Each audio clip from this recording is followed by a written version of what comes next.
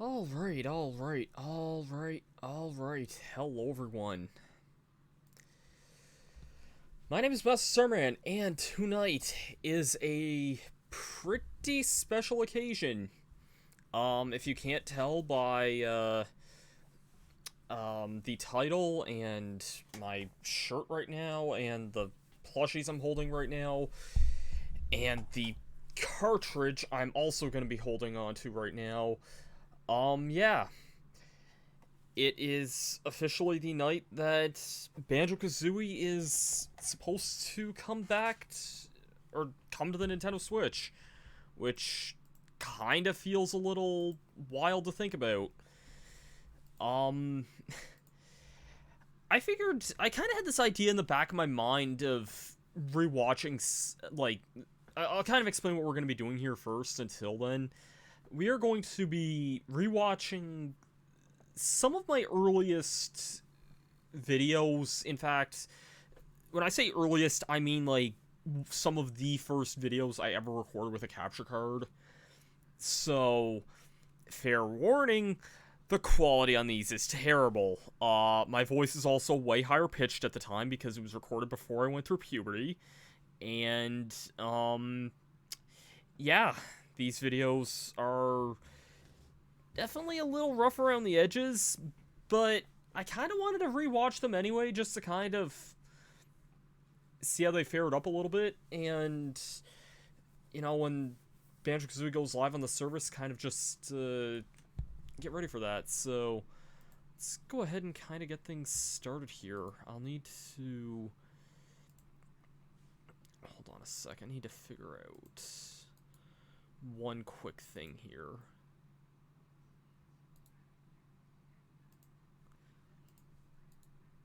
Okay, just give me a minute to set everything up here.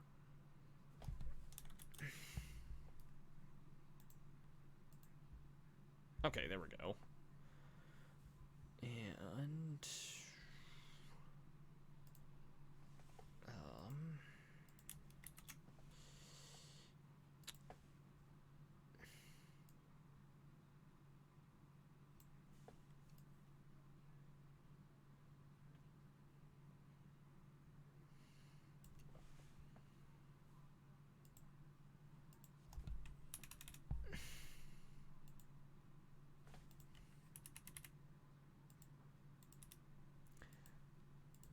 this isn't perfect, but for sake of this will work, I guess.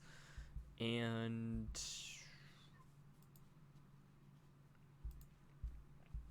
welcome, DK Racing fan.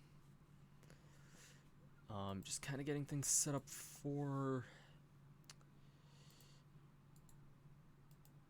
this here.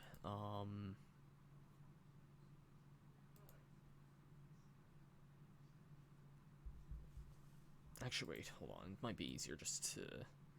You know what? I'm not even gonna mess with this here. The audio might, like, talking at this point might be a little bit, like, off time with how the video's presented, but I don't think it's gonna make that much of a big difference in the long run. It's... You know, it's a minor thing at the end of the day. Anyways, I don't know how much of this we'll really watch here. It'll kind of, I guess, depend whenever the... whenever things kind of go live, so... Yeah. Oh, nice. Thanks for finding me randomly on the Twitters. As I mentioned, this LP was... It's from... No! Oh. No! Thank you for the follow. No! Oh no! No! I don't know why the alert can play there twice, but sure, I guess. This LP is pretty old, just a fair heads up. Apparently it was recorded between November 8th and November 23rd, 2009. So keep that in mind before we start watching this here. It's gonna be old, but I guess let's just kind of go ahead and get things started here. Also, I love the inconsistency on some of these titles, a few of them not being properly capitalized. Just, These were different times, man. Oh god, that was loud. Hold on a second.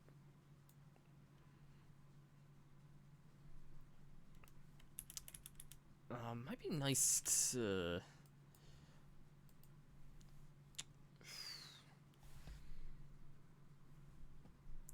I don't really have access to seeing the chat here. Hold on, let me bring up a second monitor here. If I am gonna be doing this.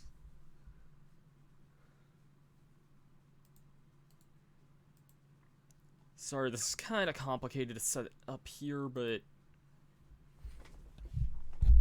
it's not the worst thing in the world here.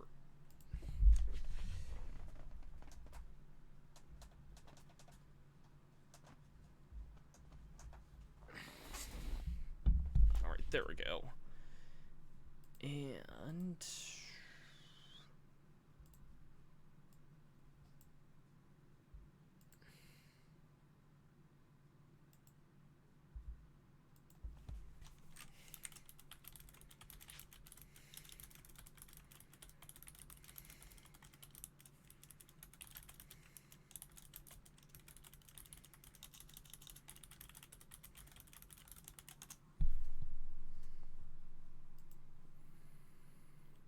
Alright, now things should be good to go here. So let's go ahead and kind of get things started here. I'll have to monitor kind of how the audio is here because, yeah, it was pretty loud when it was coming through my headphones. So, but then again, the YouTube volume was really loud there too. So let's kind of see how this goes here.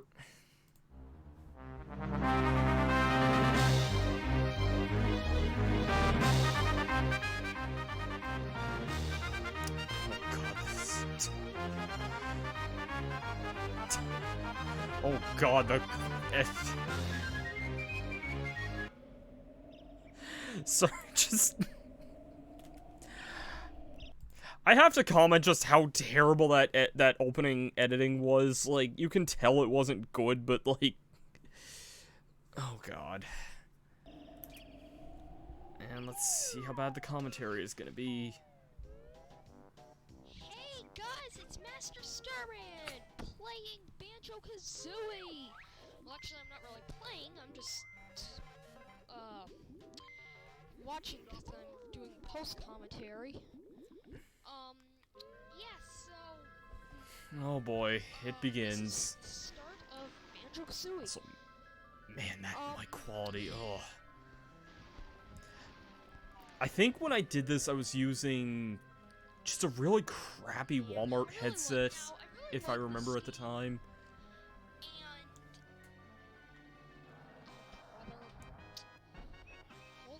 I feel like I switched to a different headset about partway through this, but I don't really remember. And I just skipped the opening. Okay, then.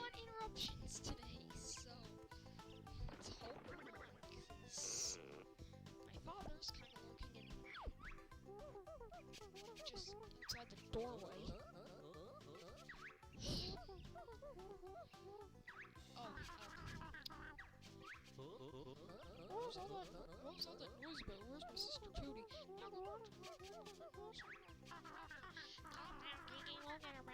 I guess since I was doing post commentary at this time, that probably explains why I may not have been like reading the text as accurately as I probably would have. I just pressed B here because I honestly wanted to fit this thing in. Okay, so I guess I just skipped the tutorial there then.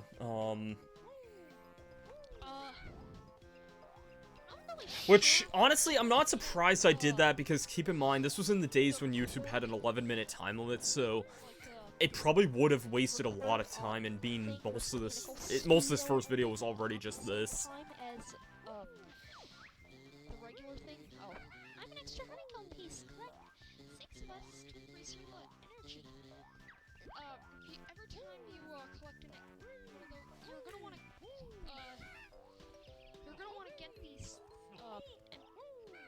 Empty honeycomb pieces before going to the first world, because they'll make the worlds a bit easier.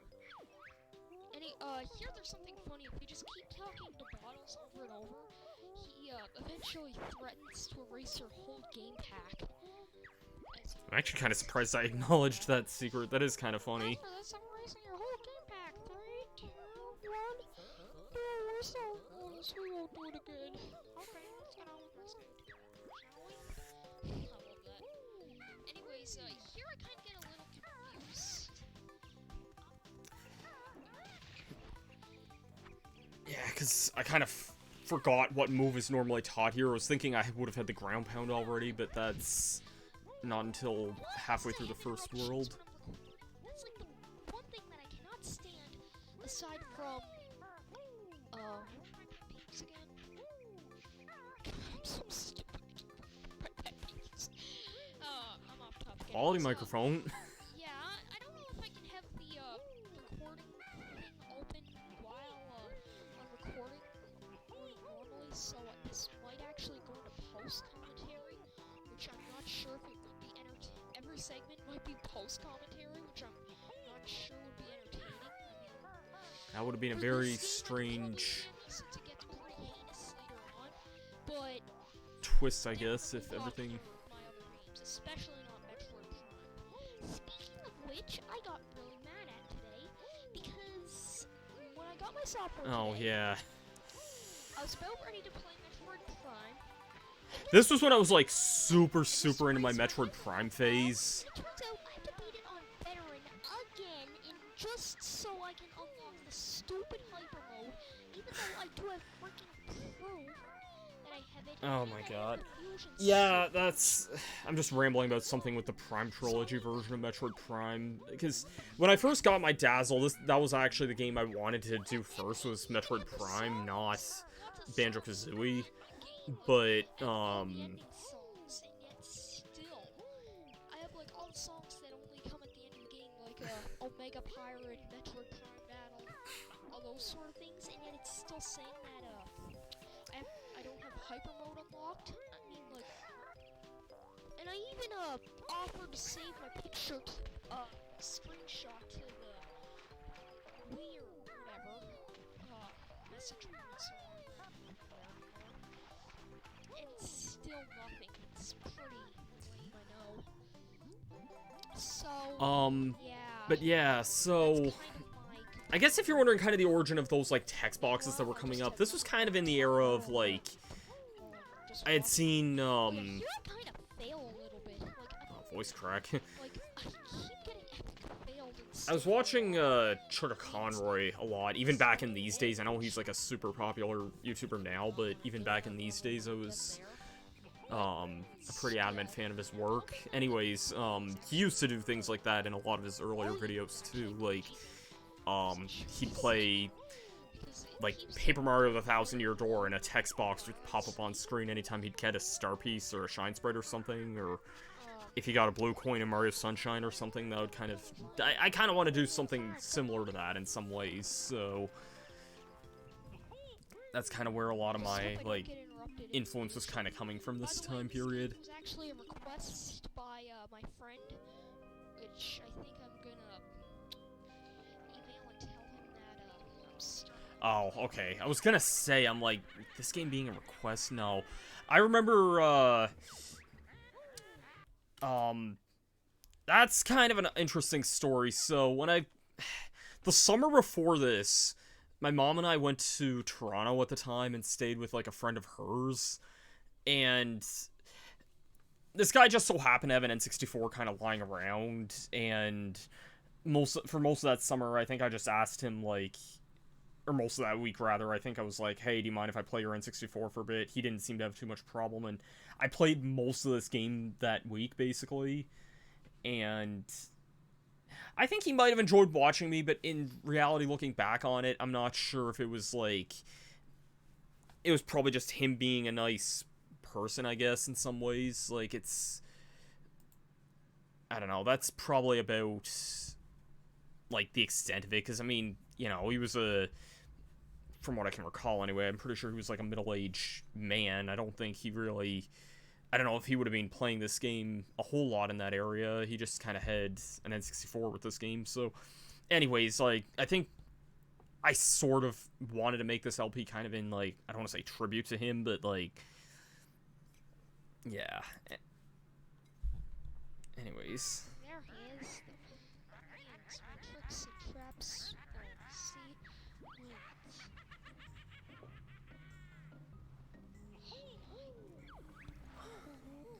This is the first world, Mumbles Mountain. To open the door, you'll need to find the jigsaw picture, which is up the hill. To enter the world shown in the picture, you must fill in the missing places with the jigsaw pieces. Also, I'm also aware this is, like, stretched N64. 2009 was the first year YouTube allowed widescreen uploads, so even for older games, everyone just stretched the aspect ratio just because that was kind of like the hot thing to do. Then you'll probably know how to play this game because the controls are really similar. And that was the jigsaw that I was just talking about.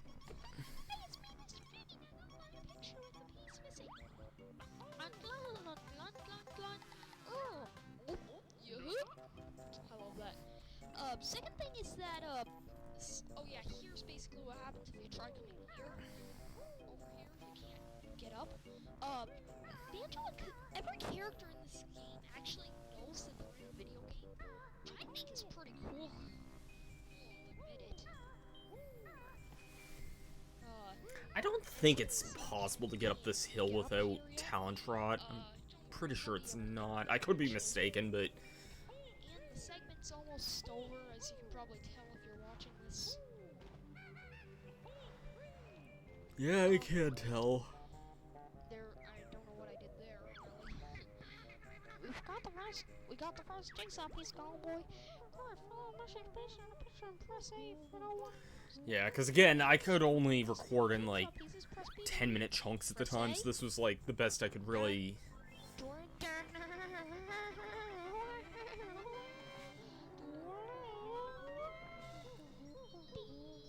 I don't know if I could have actually heard the audio when I was doing the post-commentary. If I couldn't, then that might have been kind of impressive.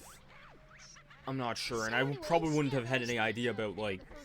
Nowadays, I know how to splice the audio up to align it regardless if I was... Oh, okay, just kind of sudden, abrupt end. Wow, that is some crappy audio, Jesus. Yeah.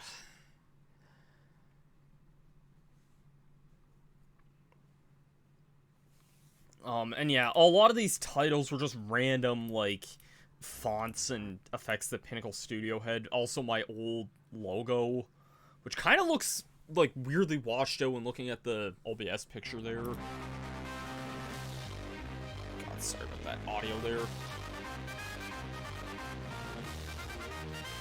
How is the sound, by the way? Like, is the balance between, like, the video audio and, like, my actual, like, my reaction commentary, is that, like...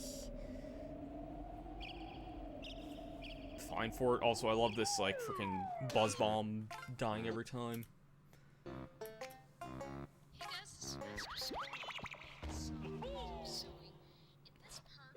Oh, God, you can't even... Which is one of my more favorite songs in the game. Oh, at the start of every world, bottles... I do still stand by that opinion. Mumbles Mountain is one of my favorite songs in this game. I'll probably talk a lot more about the music kind of once I actually, like, play this game again later tonight, but, yeah.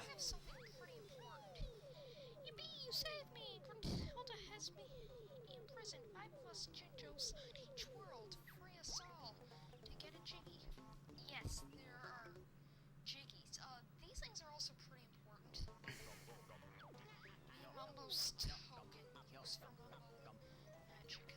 You're gonna want to collect as many Mumbo tokens as possible. Oh, did I use a random text box to try and sync up the audio and the video? I think that's what I did there. That's kind of funny.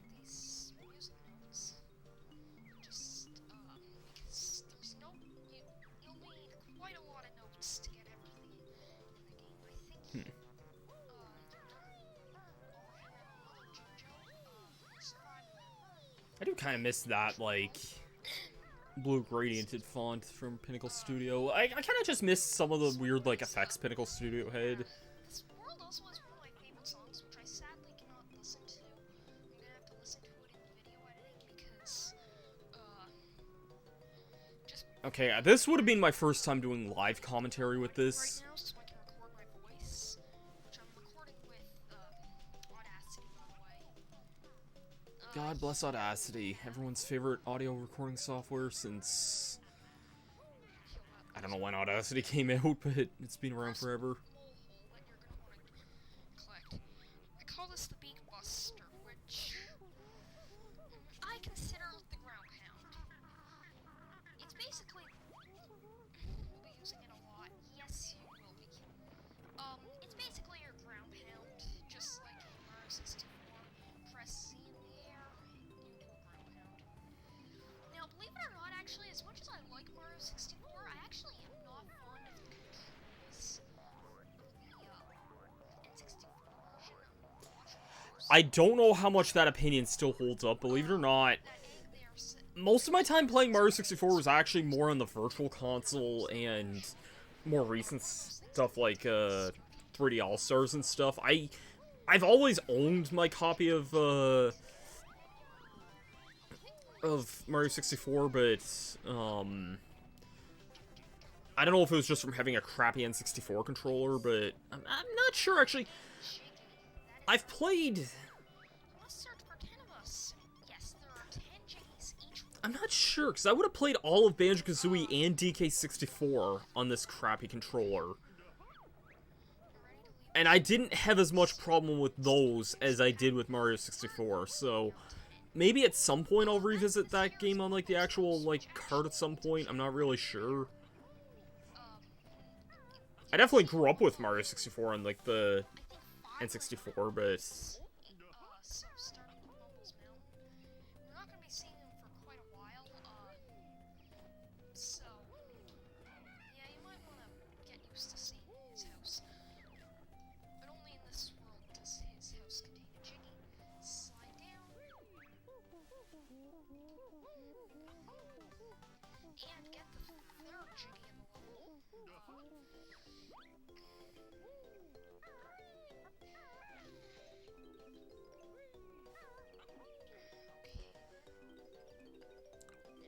I'm kind of surprised I made that jump, not gonna lie. I learned this trick from the Banjo-Kazooie Video Plays on the rewatch project, where you can like go down this. So now I'm basically just gonna nose close. Another thing I like about this game is that you can actually do backflips in midair, which I think is pretty sweet. What did I say I didn't recommend for beginners there? Plays on the rewatch. Okay.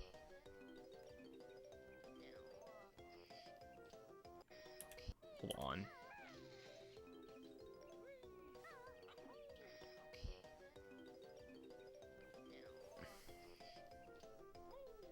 I learned this trick from the Banjo-Kazooie Video Plays on the rewatch project, where you can like go down this. So now I'm basically just gonna nose close, go down this. So now I'm basically What the fudge was this trick that I'm going on about? where you can like go down this. So now I'm basically just gonna nose close. Another thing I like about this game is that you can actually do backflips in midair, which I think is pretty. I don't know what I was talking about there, but okay then. I don't usually have a route planned, but one thing that I do like to get ASAP usually is to head up this way and get this move here. Now thankfully Bottles teaches the moves to you for free. And this is the talent trot, which I always called the chicken legs when I was a kid, I don't know why.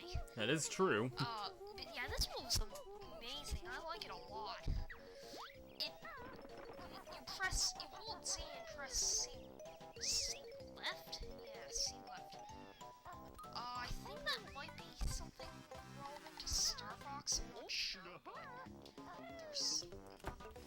there's just a lot of stuff on Star Fox. No, because Star Fox and Banjo Star Fox 64 was developed by a Japanese team, and if it was, the talent trot likely would have been implemented in Banjo-Kazooie by this point anyway, in development. But yeah, this move, not only does it let you ride up steeper slopes, but it also increases your speed. I don't know. I don't know what I was going on about that. Ikum bokum. And you can actually go right up these slopes. Oh, here's our first Jinjo. Here's our first Jinjo collection. And get your Jiggy. Now I'm halfway through the Jiggies. Jeez. Yeah, this first world's pretty easy to get every Jiggy. Actually, I might be able to complete the whole thing in one segment, which would be pretty crazy. Definitely not. This man knows. It's definitely a possibility. I'm just hoping that Pickle will allow Audacity's audio files. Here we have something kind of interesting. We have kind of our first mini-boss. We can't quite damage it yet. What we're first going to want to do is stand here. Here, let him throw oranges on these orange pads, which remind me of DK64.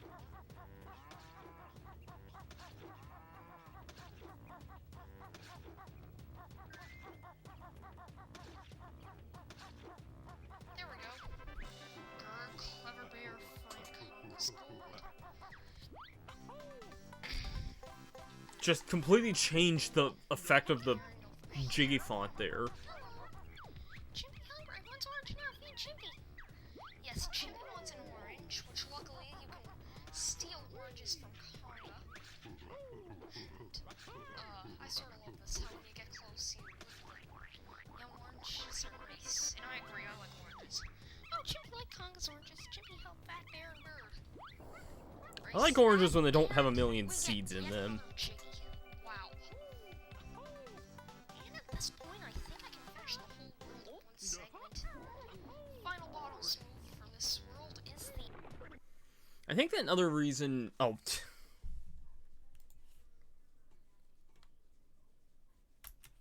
Okay, then just random end of the video there. I could have actually technically gone for another, like, 2 minutes after that, but...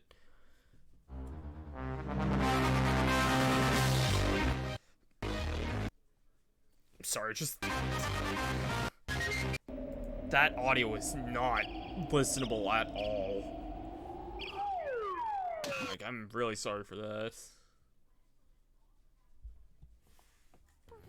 I think after the Clanker's Cavern stuff, I did change to a different intro. And over here we have a Gruntilda switch. There's one of these in each world. And these all make I only more recently learned these are technically called witch switches, which yeah, they're kind of vital. is a better pun and probably, like, simpler to say in some ways, but I don't know, I always felt like there was a better, I don't know, I always call them grunty switches.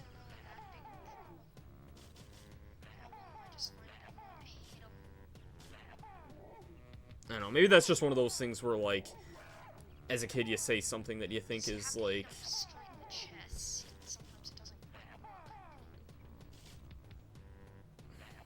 Okay, got it.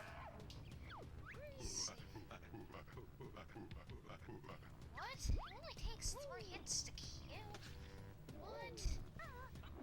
Okay, yeah, there's no way in crap that I'm gonna be able to finish this up in one segment, so I think this might be like a short segment. For today, like 2 short 7-minute segments or whatever, however long it takes.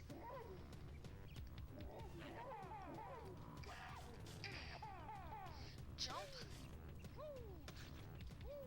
Unfortunately, miss, and I win. Bear beat Conga, give prize to bear. Sure. Turn on the talent trot, aka the chicken legs that I call them. God, I used to remember playing this game like every day pretty much. Over here there's a really freaking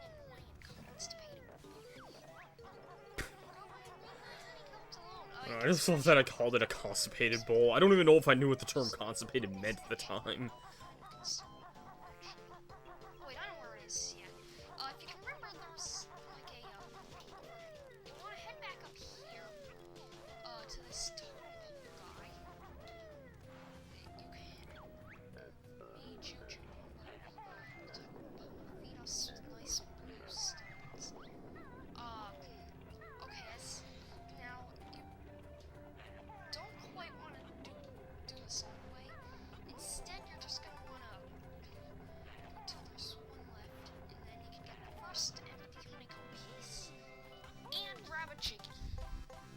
And now I think I have I only have 4 cards. I think I need 5 for some transformation.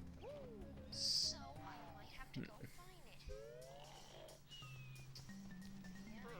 I need 5. Hey, Mom, don't rush. Hey. Those magic tokens. Maybe Mumble's really just trying to be Shaman King.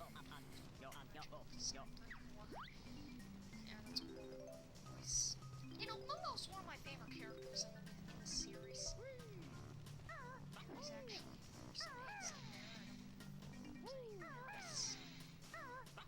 you'll always want to check the raptors on Momo's head, because it usually has some pretty nice prizes. Prizes up here. Like, sometimes it's just like one item, and sometimes they hide like empty honeycomb pieces, Jinjos, a lot of stuff up there that sometimes can get easily missed. And yeah, I'm already over time. Crap. Oh well, at least with this movie set up, I can now record even if it goes over the 10-minute time limit. Yeah, back in these days, I used to I think I would record, like... Okay, just over there. Okay, second empty honeycomb piece located in that cavern. I think I would record, like...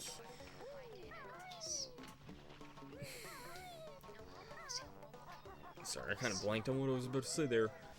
I would usually record, like, an entire video in one sitting and then upload that.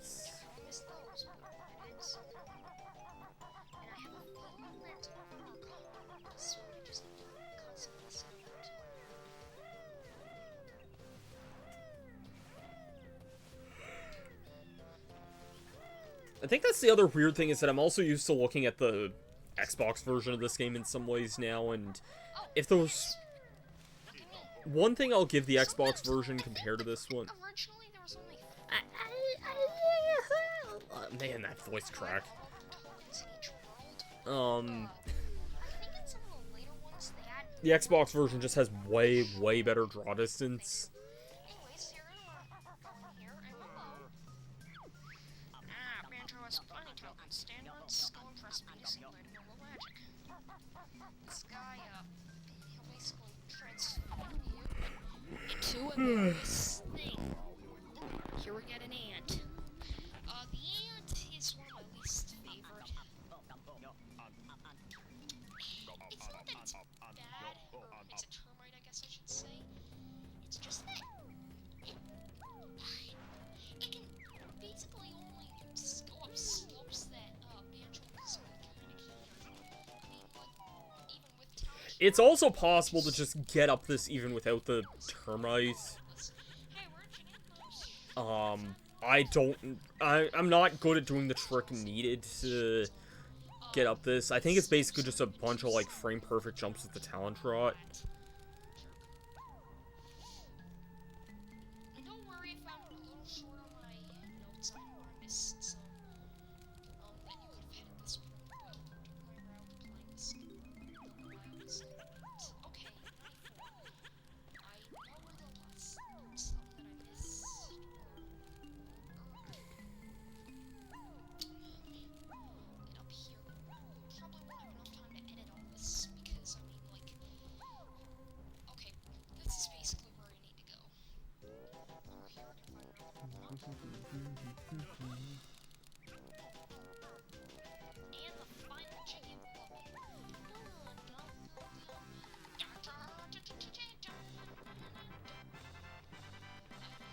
Anyways, last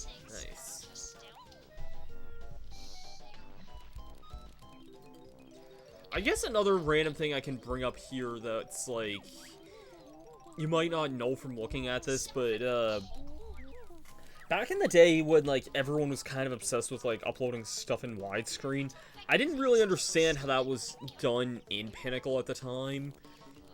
And every video I was uploading was actually still uploading through, 4:3 aspect ratio, which is how it's supposed to look, by the way, but that's how it'll look if you play this on the Switch later tonight or something. But, Anyways, you're going. This is how you get up here with the terminate. I think it's possible as Banjo-Kazooie LP. Just want to exit, and now there's an ant over here. Hey, where did you get those shards? Yeah, he says the shoreline again. oh jeez, bad audio desync. Try to leave, though. Yeah, I was gonna say, Let's go back to the Baron. okay, what was I saying there for a second? Yeah, like, a lot of the earlier videos of this, I think it was the first 3 worlds of this, were all, oh jeez, that desync there, that's pretty bad.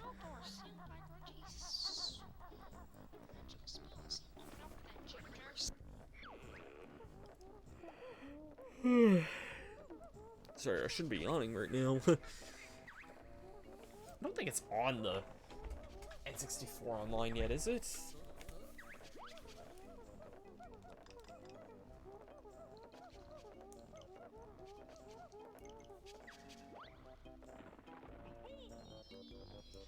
It's saying I'm currently using the latest version of the N64 online, so probably isn't. And yeah, that was the end of the video there. Sorry, bad sound there. But yeah, a lot of these earlier videos were actually uploaded in 4:3. There's a tag that you can add to the videos. I don't know if this was taken out or not, because I used to hear people say it was taken out, but I don't know how true that is or not. The YT:stretch equals 16:9. That used to be a tag everyone was using back in these days as well. But back in these days also, other people could see your tags as well. And some people used to just, like, mess around and throw in stupid tags. Like, I've seen people put, like, for one random video of a Castlevania walkthrough, they'd put in, like, Tom and Jerry, for example. But, yeah, I don't know, I thought it would have been cooler if I could have just had it be widescreen without that, and then I think eventually I looked up a tutorial on YouTube, and it wasn't too hard for me to kind of, like, figure that out.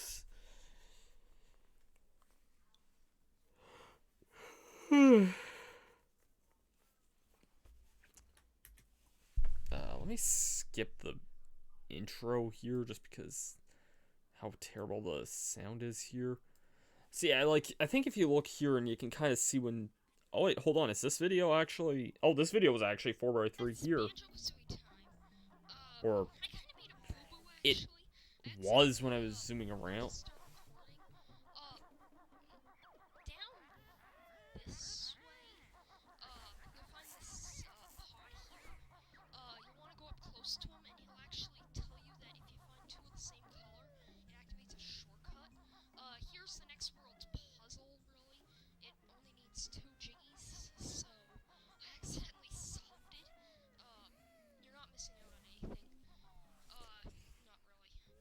This room you're not going to want to do anything in. There's no door up here, which is 180. 80.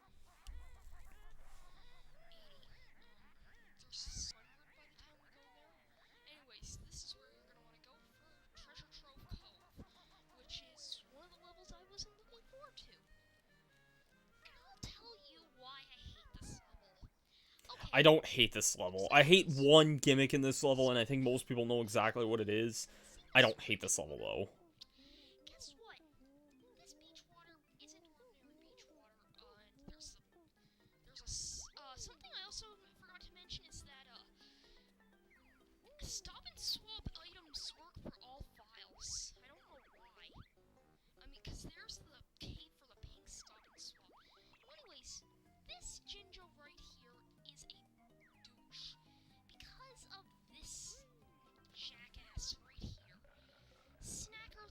Ooh, me getting a little...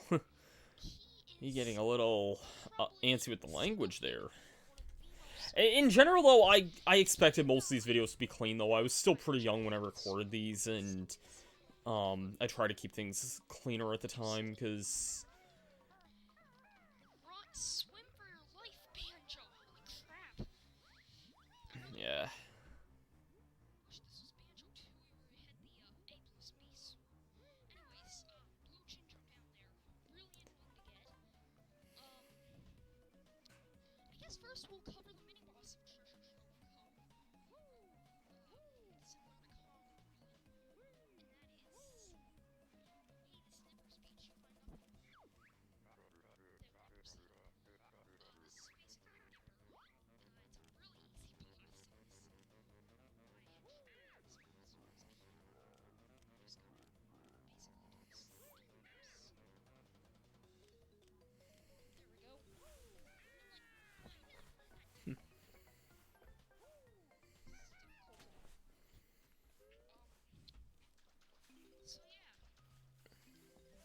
So yeah, this is really Treasure Trove Cove, and it's not really a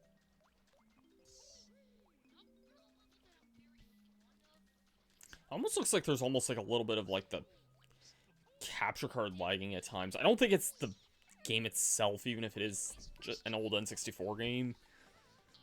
I don't think it slows down this much, especially not in an area like this. There's barely anything in this place to slow it down.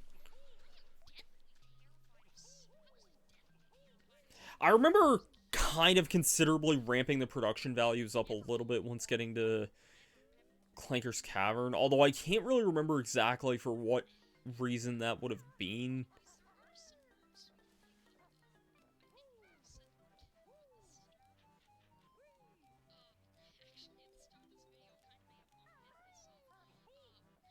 Wait, what was I going on about here?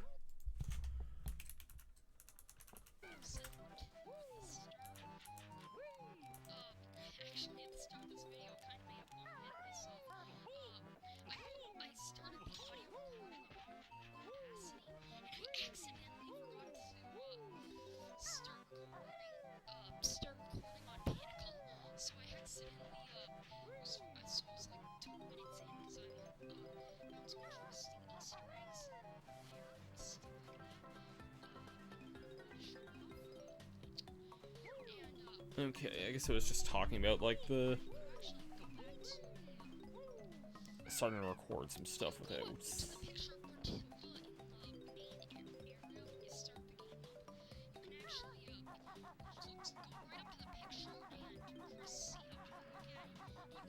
Oh, I'm talking about the... Really, I'm talking about the freaking, like, bottles bonus puzzles here. It's not something I would have expected to bring up there. Oh, the frame rate on those notes. Holy crap. That is both some video jank and some N64, like, distance jank there. The Xbox version of this game does, like, have way cleaner draw distance. That's, like, the one thing I'm gonna miss the most. Like, I can take or leave the note changes, but the... Like, I do sometimes play the Xbox version just if I want to relax more, but, and not have to worry about dying all the time. But, and of course I missed a simple jump like that.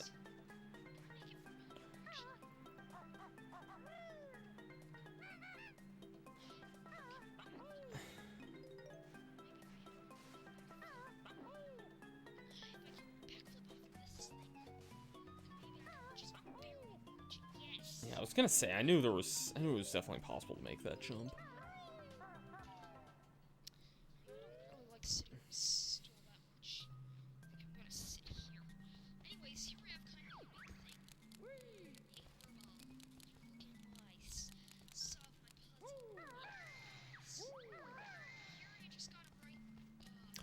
Oh, this is a lot of lag that's going on here. Ooh, this capture card did not like ground pounds, I'll tell you that right now.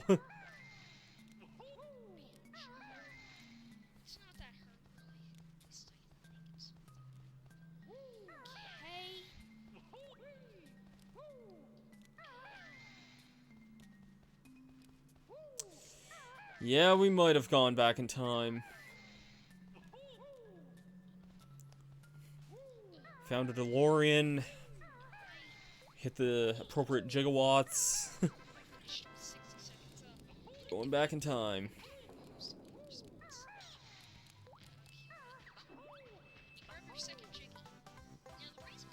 So special is because this is actually where you can input cheat codes in the game.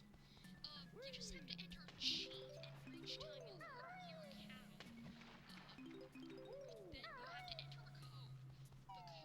code. That is true.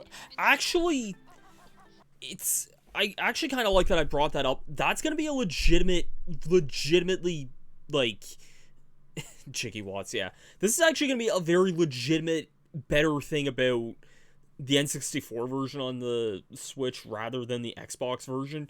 The Xbox version, the cheat code system is really, really screwed up because I don't know why, but for some reason in both Banjo-Kazooie and Banjo-Tooie, there's a bunch of extra cheat codes that the game doesn't tell you about. And if you enter those in the Xbox versions of the game, it actually disables saving. Presumably because it also disables the leaderboards, but the fact it disables saving is a really kind of annoying feature, I find. There's some pretty nifty codes, especially in Banjo-Tooie. There's one that, like, actually increases Banjo's speed, like his running speed. That is a legitimate, like, sequence breaking tool because that can help you get some stuff way earlier than you're intended to. But, yeah, there's some pretty helpful ones you can get in Kazooie as well, like Cheat Give the Bear Lots of Air is the one that comes to mind, which is infinite air underwater. Just an interesting thought anyway, but that's a legitimate advantage over the N64 version over the HD version. Next, you're gonna want to head down here.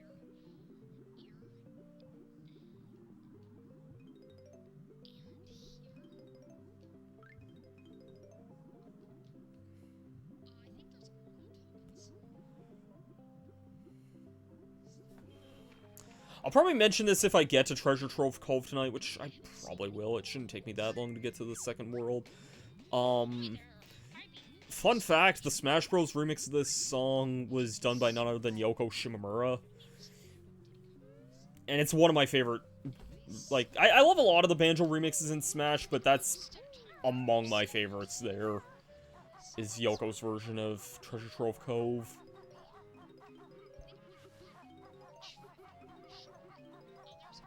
In general, though, like, Yoko's never done a bad beach theme, as far as I can tell.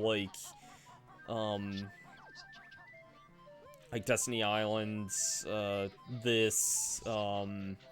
beach theme in Bowser's Inside Story, the Guahara Lagoon from Superstar Saga. She's just done a lot of great beach themes. Chicken legs, that's what I always called that when I was a kid. Wow. They really are breaking the fourth wall. Holy crap. Gives you 25 feathers. Oh, God bless you, 11-minute time limits.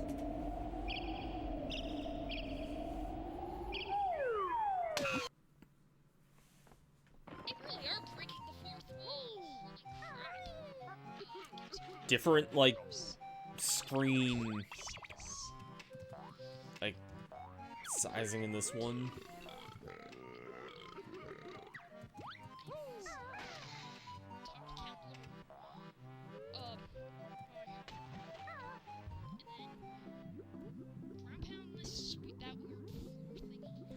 I think when I was a kid, this was an area that, like, stumped me for a while.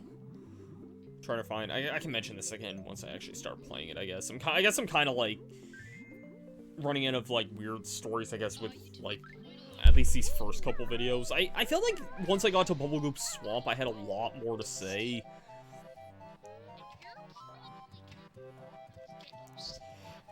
Yeah, I don't miss the 11-minute time limit at all. It makes me wonder how bad things would have been to play, like, some older games that Like, if I were to play an RPG that would take me, like, 70 hours to get through, like, I mean, you know, if I had to divide that, like, multiply that by 6, that's, like...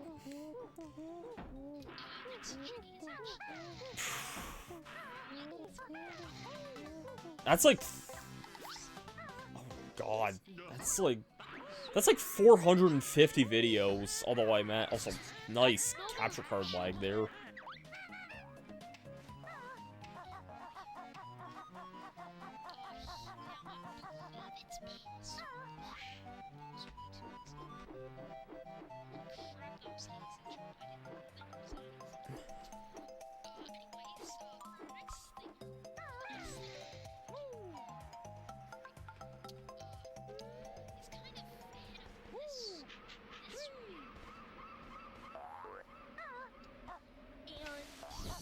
This is going to segment 2. I'm seeing, some ads, I think there's a juice.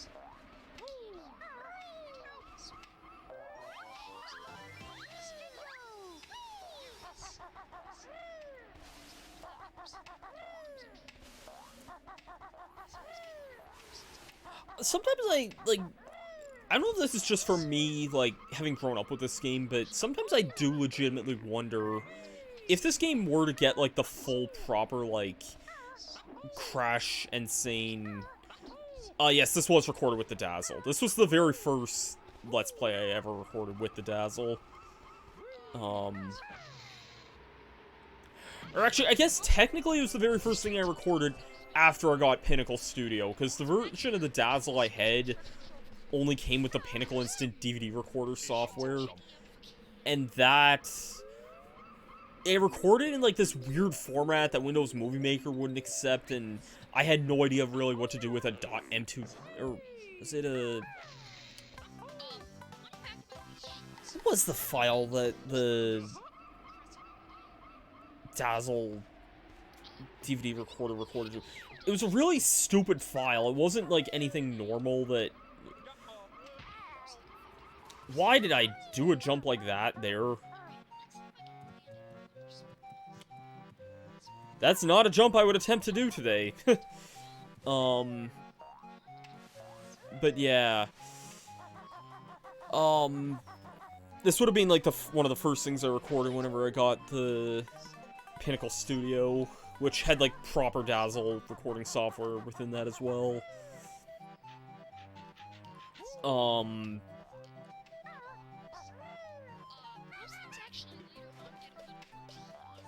started to say something before, no, I'm trying to remember.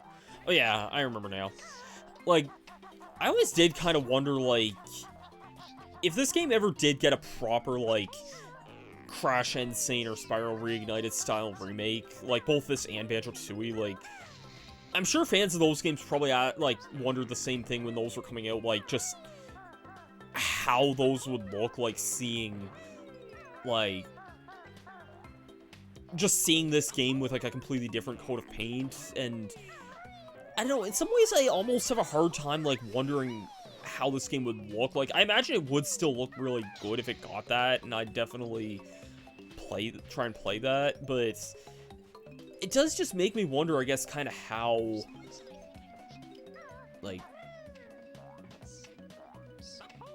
how those would be, or, like, how, like, Kazooie and Tooie would be if they got those remakes. And I've also seen some people say, like, they wouldn't mind if, Grunty's Revenge could get a proper remake as well, and I could see that. That was a GBA game originally, and, like, if they did, like, a full ground-up remake of Grunty's Revenge, I could see that being a neat thing to include as well. I've heard that game's supposed to be shorter than Kazooie or Tooie were, though, so I'm not really sure.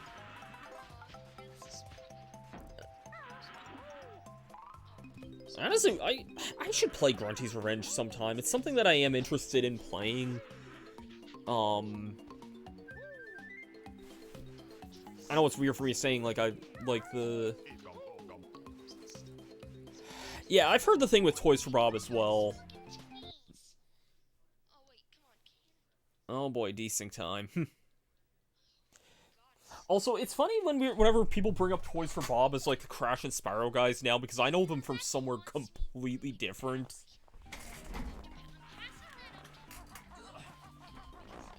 When I think of Toys for Bob, I don't think Crash or Spyro. I think Madagascar.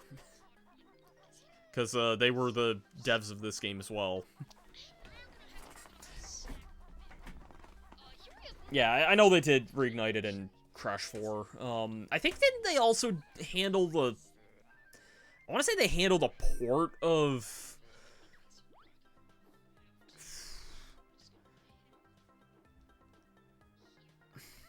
I want to say they handled one of the Switch ports of one of the Crash games. I don't know if it was...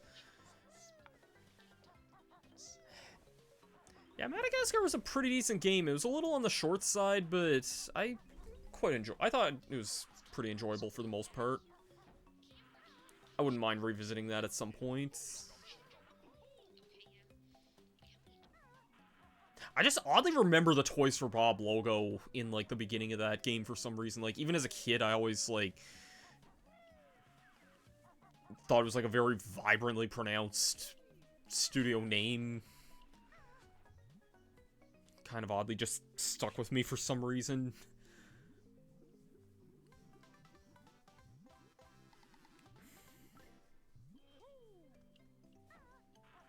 Yeah, I want to say... This is getting kind of off topic from the...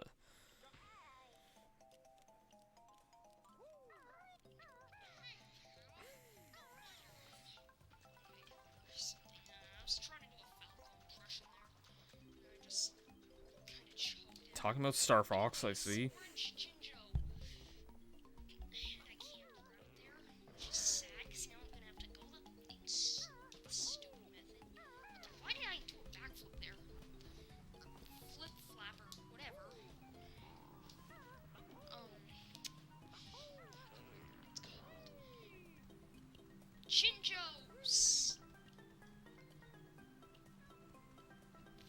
Whoa! Bad camera angle on that one. Anyways, as you would expect... Okay, I think, from what I'm looking at, Toys for Bob assisted with the Switch version of Insane Trilogy as well. Confusing colors! That's what I like to do, and I think there's some notes in a chest over here. So I'm missing four. Those guys there, actually, I think they're like barns or whatever. And unfortunately, are there notes here? Oh, eggs, of course. Of course those are... Man, this got really out of sync here. I'm sure if I... Look at how nice that tease is. Yeah, I think I've read something shortly before I started streaming that, that's just plain evil. I thought I read somewhere that, like, Phil Spencer has interest in, like, letting Toys for Bob and Vicarious Visions and whatnot continue doing, like, what they want to do rather than, like, get merged over to the Call of Duty teams. I think, oh, this is kind of a random thing to bring up now, I guess, but, I guess we can talk about some things, I suppose. I think, I read something about that anyway, and in regards to the Banjo being owned by Xbox, like, Xbox, from what I understand, basically gave their studios the freedom to do what they wanted, and Rare, even in the N64 days, Rare just did whatever the hell they pleased. They often said they didn't really have any good ideas for how they wanted to approach, like, a proper Banjo 3, which is kind of why Nuts and Bolts kind of became what it did.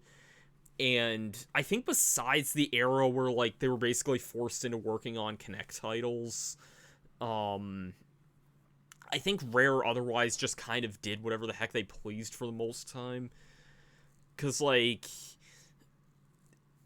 back in the day, like, even Conker's Bad Fur Day, that was, like, that was a game Rare was not going to get support from. Nintendo had no interest in Bad Fur Day, and Rare had to self-publish that themselves. And I'm guessing they kind of just did whatever the heck they pleased during the time that followed. Like, in the Xbox era, I know they worked on, like, Grab by the Ghoulies, and Cameo. I know nothing about those games. And then I know they worked on the Viva Pinata series for a while, like they were the developers of those games. I never played the Viva Pinata games myself. I remember watching the cartoon a considerable bit, but I was never really into the Viva Pinata cartoon. I just watched it because it was on a lot back in those days, and I had a lot of free time back then. I sometimes forget that's a rare property, but I guess what I'm getting at here is that if they don't really have any, like, ideas for the Banjo IP, like, it would probably be a really difficult and scary thing to try and, like, work on that, I guess. Like, I don't know. It's kind of hard to really try and make, like, a proper follow-up, especially because Tui, like, stretched everything Kazooie did, like, tenfold.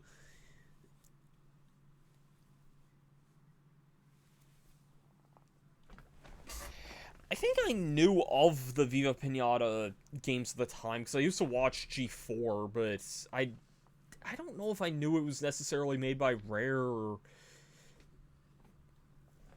whatnot. I don't know, really. I just kind of watched the cartoon just because it was on a lot back in the day. And it was also dubbed by 4Kids as well, and I was already watching, like, a lot of the 4Kids shows at the time, like Kirby Right Back At Ya and Sonic X and stuff like that. So, yeah, it's gonna remain to be seen what happens out of, like, the Xbox Activision deal, but I think from what I've read anyway, Phil Spencer seems adamant about keeping Toys for Bob and Vicarious Visions to kind of work on more Crash and Spyro, so I guess we'll kind of have to wait and see what becomes out of that. Anyways, let's finish off the Treasure Trove Cove stuff here. And suddenly the audio is way louder.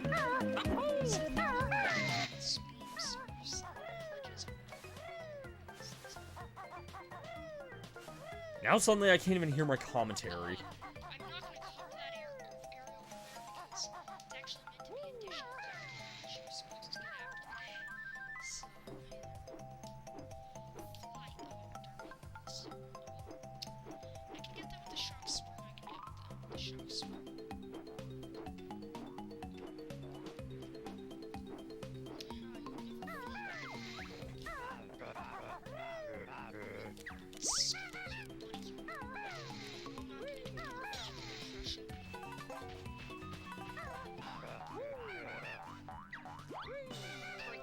That was just a random cut there. This one is a very, very annoying normally, unless you're using more cabinets and it's not so bad. I'm confusing this game with Mario 64. A lot of people think this game is like a ripoff of Mario or something. Honestly, guys, it's not really. I don't know who's ever said that.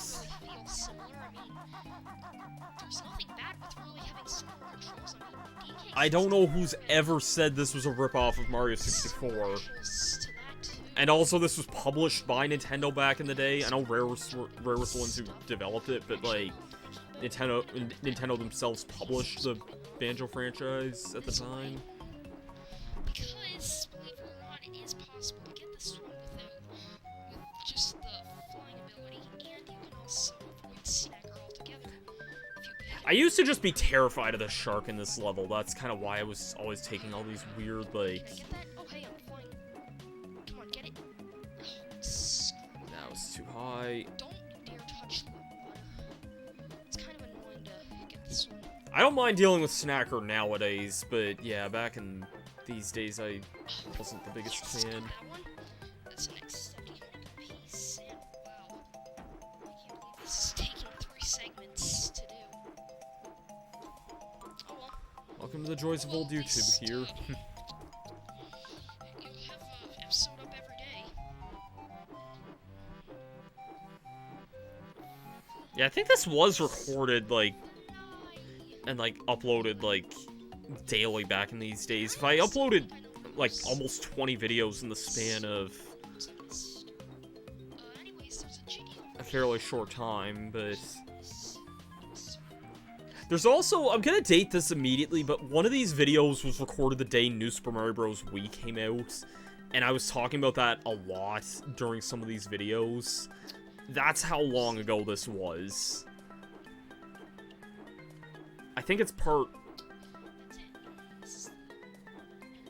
10, maybe? Let's see if I can get this.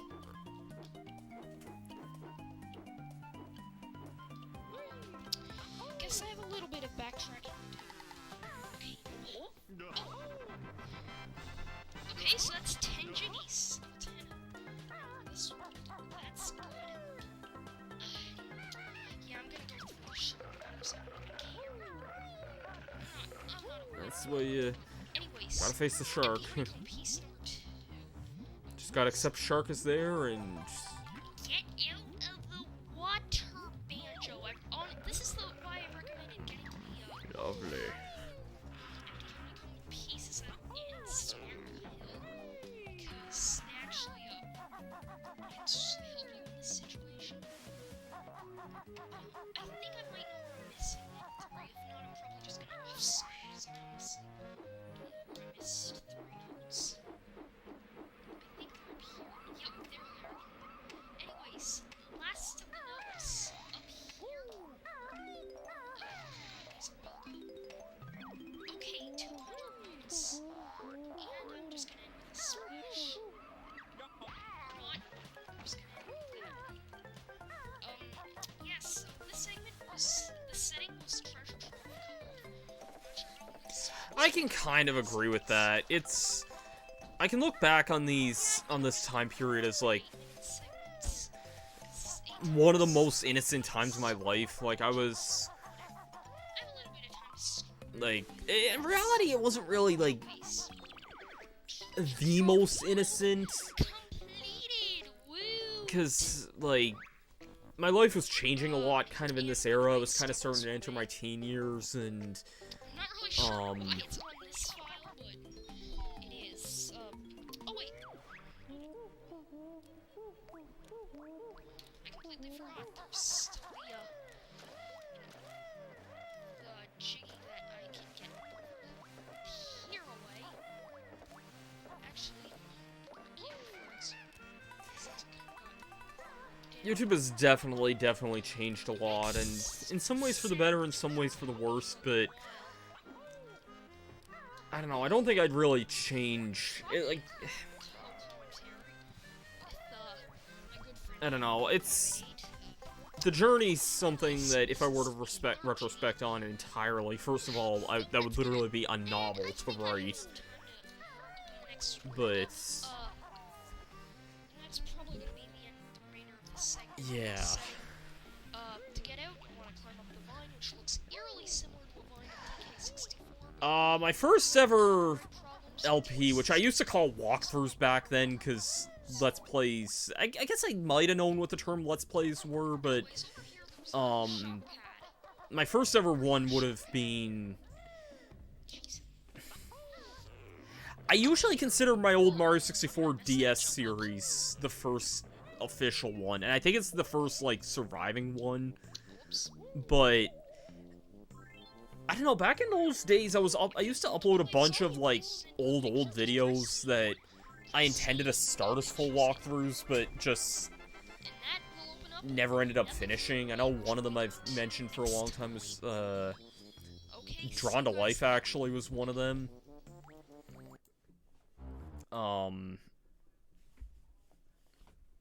Yeah, there was a lot of, like, early videos like that. There was an old GoldenEye video, I don't think that exists anymore, which is why that LP literally starts on video 2.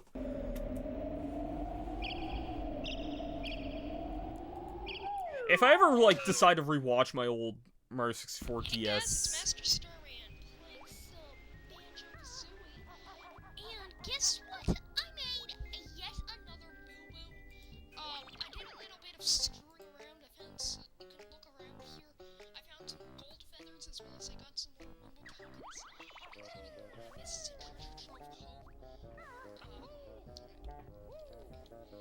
just gonna wanna... I think I remember when you did Luigi's Mansion. It was either that or Mario Sunshine that I would have remembered you starting your channel with.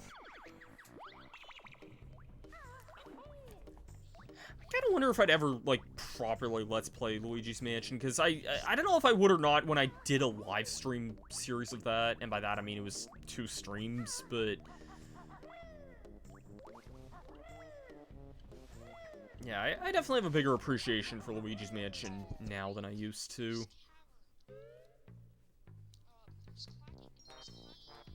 And now, for one of the first songs in this game that's not in Smash Ultimate.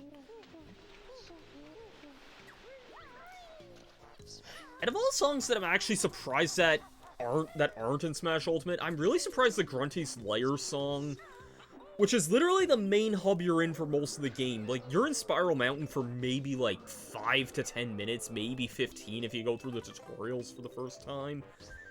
Like, you don't hear Spiral Mountain very much at all. And yet, that's kind of seen as the synonymous area with Banjo, but Grunty's Lair is literally the main hub area of this game, so... there is a snippet of the Grunty's Lair theme in the Gobi's Valley Smash remix, which is really good when it plays, but I think that's it, I believe. But Spiral Mountain also makes more frequent reappearances throughout the series, rather than... Grunty's Lair is only in Tooie for a little bit, and you can't even really go there in Nuts and Bolts, and... again, I don't really know much about Grunty's Revenge. So...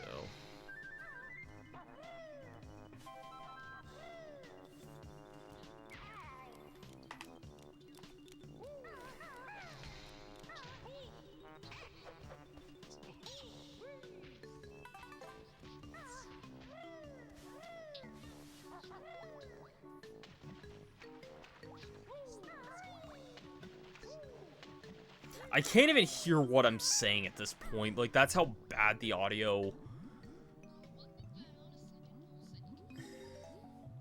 I do remember that, yeah. I do remember when we first started talking back in 2010. I really did, like, have a lot of fun Let's Playing Sunshine back in those days.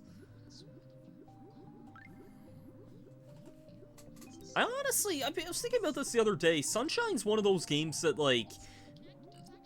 I almost kind of want to redo as a Let's Play, but only because there's, like, a proper HD version of the game. I know I streamed 3D All-Stars a little while ago, too, but I wouldn't really be against redoing that LP again, but I know there's definitely a lot of, like, stories and such that I had back in those days. Such as the time I had chickenpox for a week.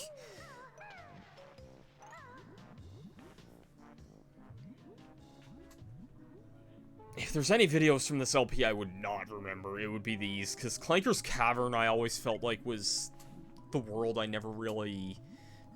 I feel like I understand its identity more now, but out of all the early game worlds, this is the one I kind of like the least, I think.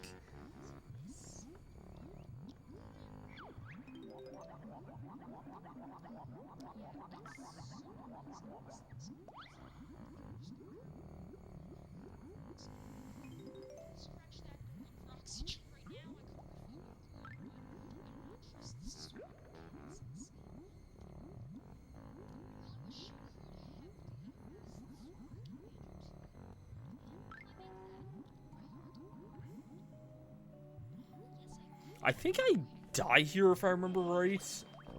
Just barely not.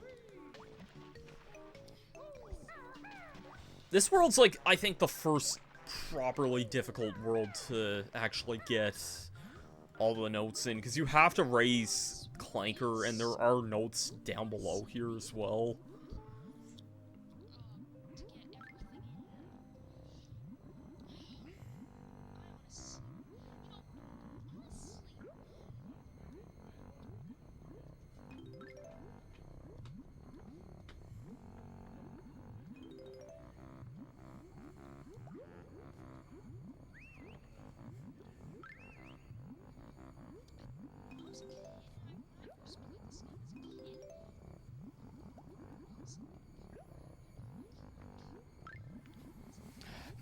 I think the swimming controls also just take some getting used to in general. I'll kind of probably explain some more things. Yeah, there's... I am definitely dead from this here.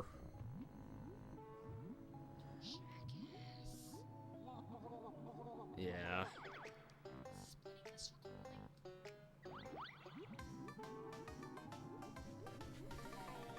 And just like that, you would need to collect all the notes all over again.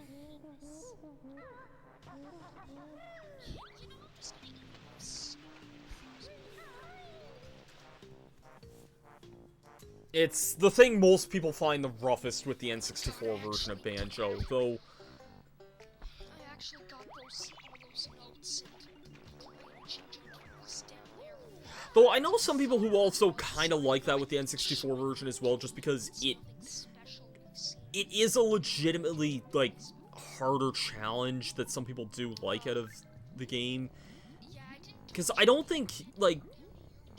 I've compared it to something like Crash 1 on PS1 versus Crash on Insane Trilogy. Banjo is nowhere near as hard as Crash is. I'm just gonna say that for the record. The only part Banjo really gets, like, super, super bad, I find, is maybe this, and in, later worlds where... There's one later world that everyone hates that introduces a bottomless pit. And that world's already pretty rough as it is because of some other gimmicks, but it's mostly the bottomless pit everyone hates. And believe me, I'm not looking forward to doing that whenever I ever play the N64 version, but... that is what I was playing at this time, so... I can kind of see that. I like watching people play Crash, but playing Crash 1 I find kind of hard to kind of get into sometimes. I really like the gameplay of Crash 3, but then, like, Crash 3 also has a weird kind of, like, I don't want to say an identity problem, but it has a bunch of different kind of, like, level styles and level themes and stuff that I guess does give Crash 3 kind of its own identity, but also, I feel like I like the normal platforming stages in Crash 3, but not so much a lot of the weird gimmicky ones.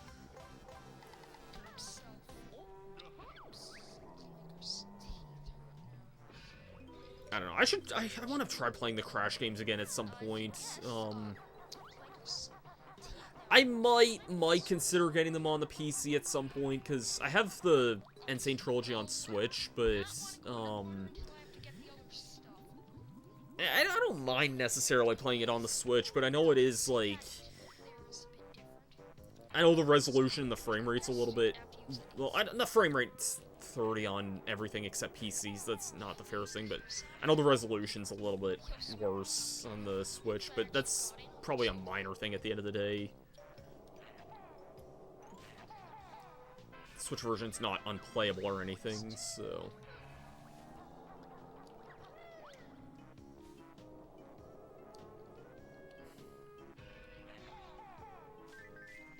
I think also the biggest difference with Banjo is that you don't die in one hit as well, so that by default I think makes it an easier game than Crash, but also sometimes it depends if you like collectathons or not as well. So... random segment end freaking audio here. Also, good job, wrong title there.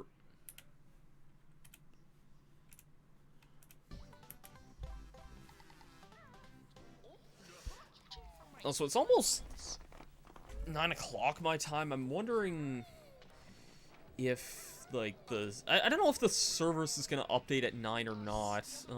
I guess we'll kind of have to wait and see. And yeah, I can definitely, like, agree that Banjo is similar to more similar to Spyro, just in the sense that it is a 3D platformer. Or like a 3D collectathon platformer. I want to get back to playing Spyro at some point. I've played about half of Spyro 2, and I think I just stopped at, like, the second main area boss, I think. Like, I think I did all the levels in the second hub area, and then I just kind of got stuck on the boss of the second area and just kind of put the game down.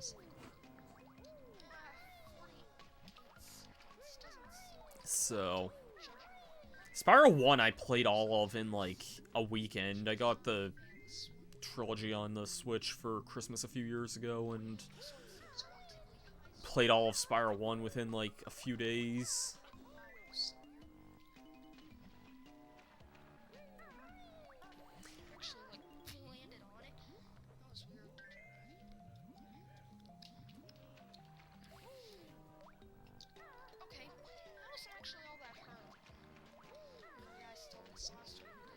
I think what helped me really get into Banjo-Kazooie as a kid was that it has pretty dang near the same controls and feel as Mario 64 in some ways. Like, Banjo and Mario have some differences, but, like, you move, you jump, you have the, like, your backflip is by holding Z and pressing A,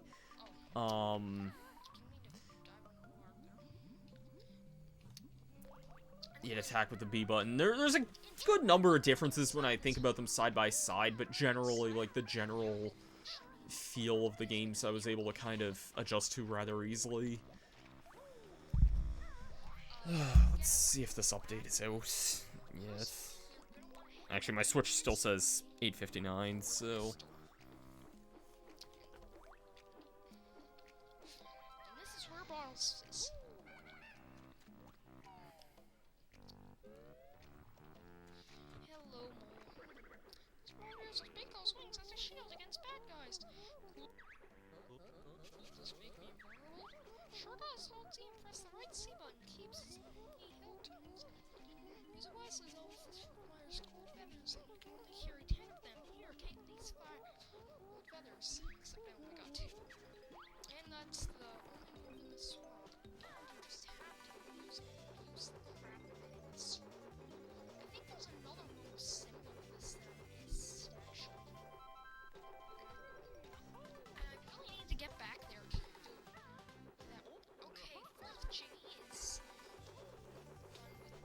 Usually that's kind of one of the last chickies I would get in the world, but...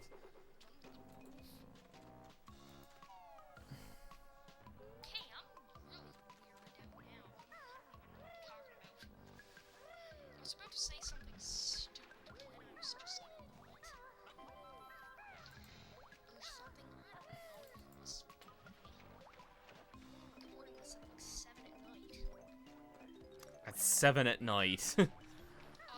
That is definitely early. I'm streaming this at 9 o'clock at night right now.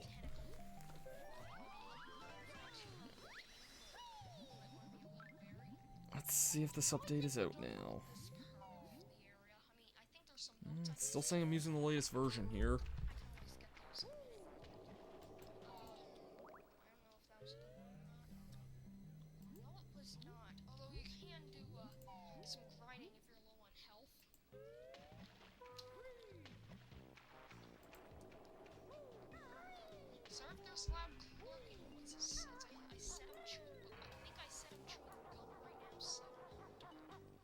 I'm chewing gum right now.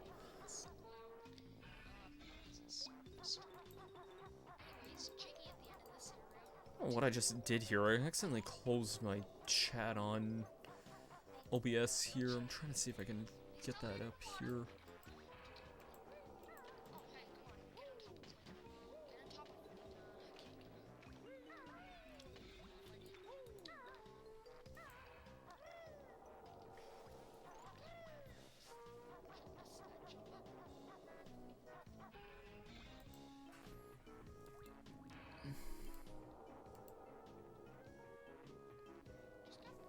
That didn't do what I wanted there.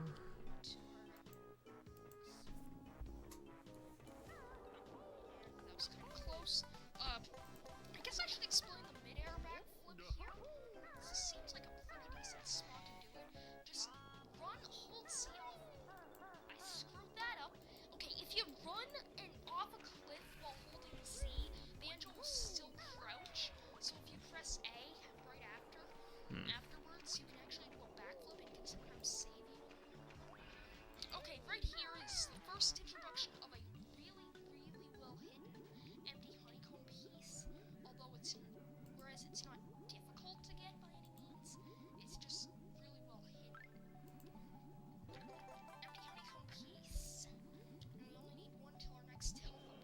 Oh, here we go. There we go. Now I see my chat.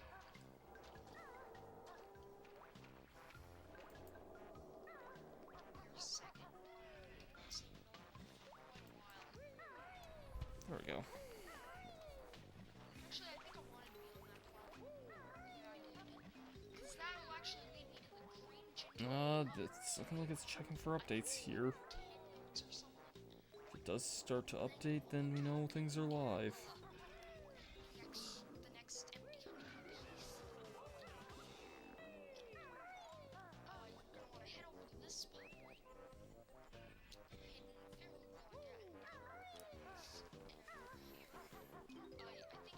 low, I was just unable to connect to the internet for some reason. I'm gonna try that again. Orange ginger. Oops. And I think over here. Yep, empty honeycomb piece. We're just gonna go and check this. Now we have. Okay, I keep getting like a server error code. Oh yeah, freaking me commenting about how you get like a really large health upgrade like really early. That's another thing if this game ever did get a remake. The health system is kind of bugged where you're supposed to collect 6 empty honeycomb pieces and get a health extension. The last upgrade though doesn't give you anything for some reason. I don't know why the max total is still 8 HP, even though it should be 9. If this game ever did get a remake, I think it would be nice if they ever did fix that. I don't know why the Xbox version never fixed it, it just didn't. I think I know where the green items stuff are. Most of them I Definitely feels like there's some... Oh, yep, okay. I'm downloading the N64 update here, so... This is likely to be the last of the videos then, just because... Just because the update is now live. Use a completely different graphics style there. I don't know why I did that, but... attack it, and you get that. Hmm. Holy crap, I'm not in any much danger of the time right now. Get a lung token.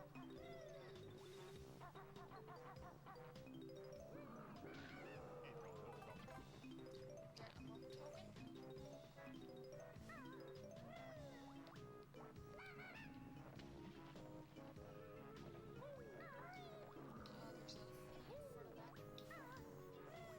So, actually, I wonder if you can get a double kill there. That'd be sweet.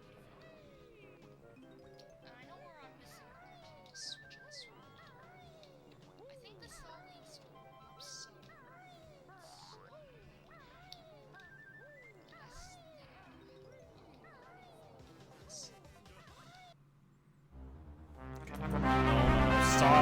Stop. Don't start the awful audio.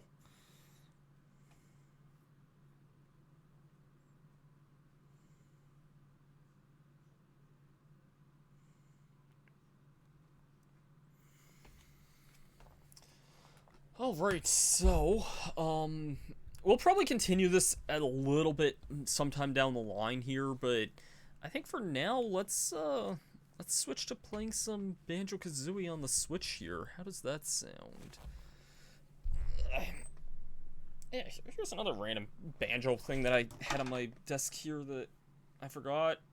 I forgot I had this Yutu's Banjo-Kazooie figure. I'm not, like, the biggest fan of a lot of the Yutu's figures sometimes. I feel like some of them are a little badly designed in some ways, but I don't mind the Banjo one.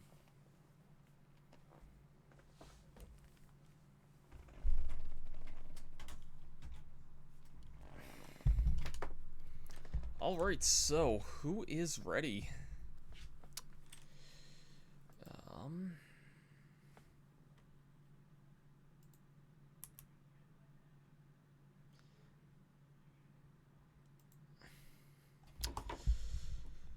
Who is ready for history in the making here?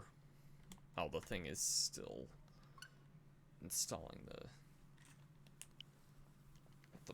it's already installing the update here. Really? Does it have to install something else here? Hmm.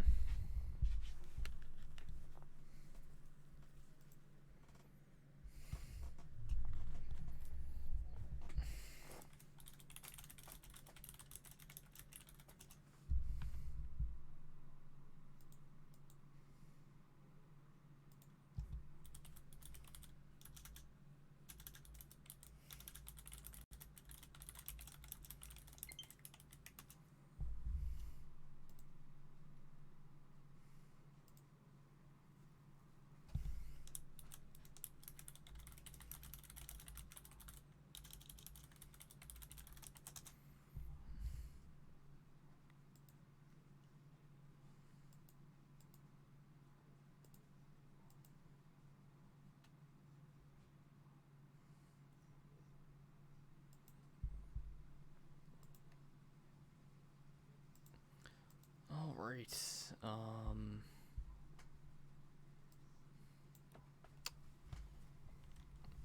Alright, I forgot I need to... Hold on a second, sorry. Give me 2 seconds here.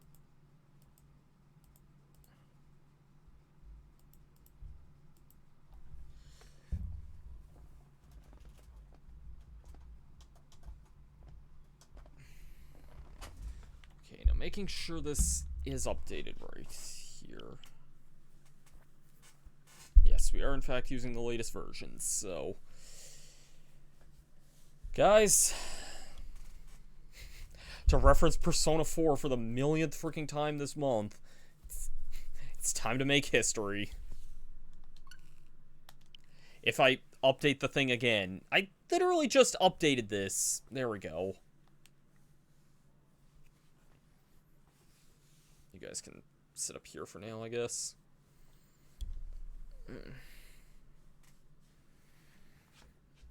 This is not gonna work at all here, but we'll just see how long we can keep this up, I guess. It's a war out there every day. You can't hide from me. You gotta... No, I'm not gonna do that now. Let's go ahead and get this started here now.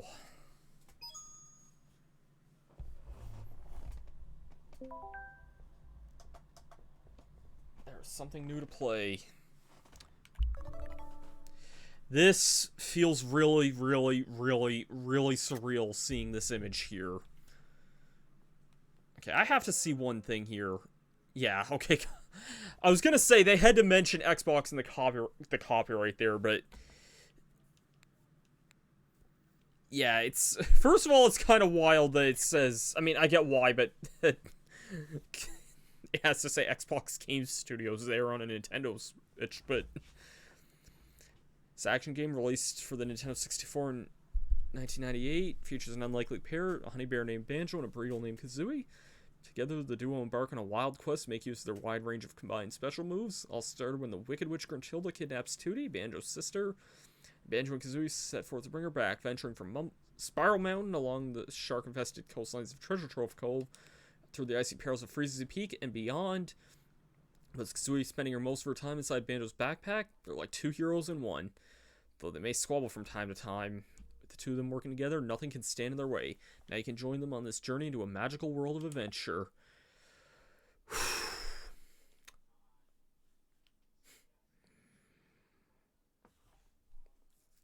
This feels weird to me to think. Also the bitter irony, the only for Nintendo 64 sticker there.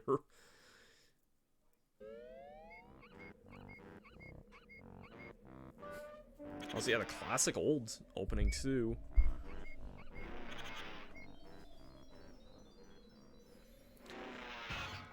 Worth noting, the original version of this game has not really ever been re-released, so this is still kind of a pretty big deal.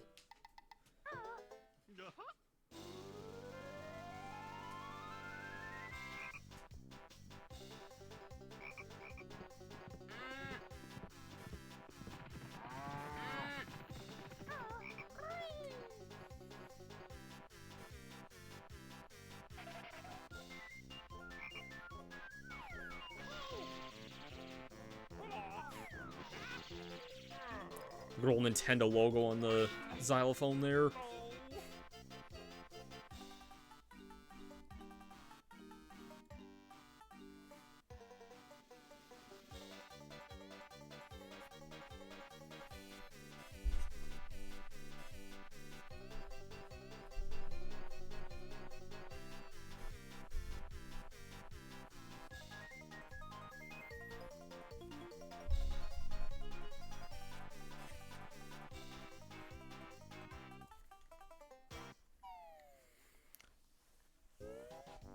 Alright, let's kind of go ahead and get things started here. Banjo-Kazooie.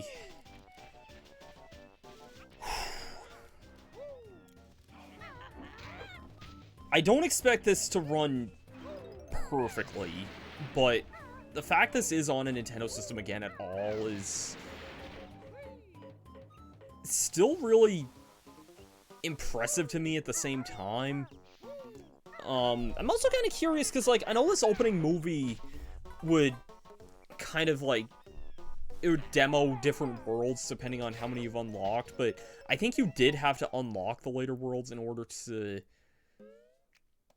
no, maybe not, I guess. Maybe some of them are available from the start, but not all of them. I'm not really sure. I always did kind of like that when the game would demo a little bit from pressing start, or before you press start there. Anyways, I'm just gonna set Banjo-Kazooie in my lap there, actually. Yeah, I can lower the webcam, I guess, a little bit.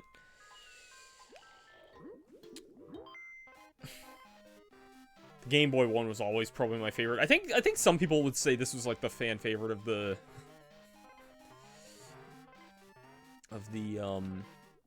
startup menus here, but it was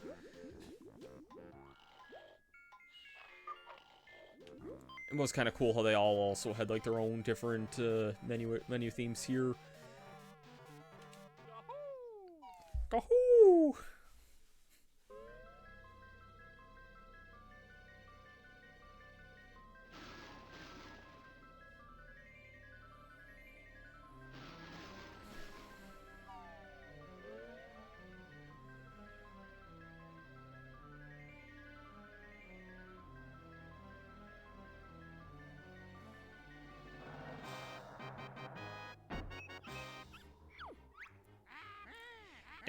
Dingbot, by the bench.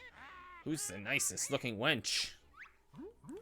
Oh, it's grunty, and a day really takes my breath away. Yes, you're right. I'm rather proud. My looks stand me out from the crowd.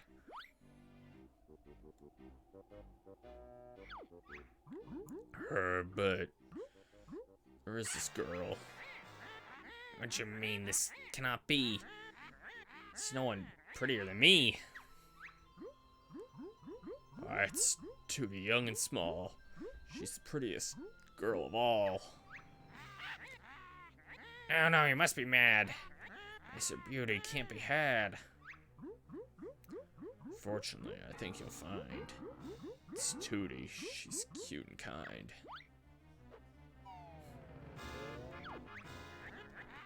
Well, we'll see about that.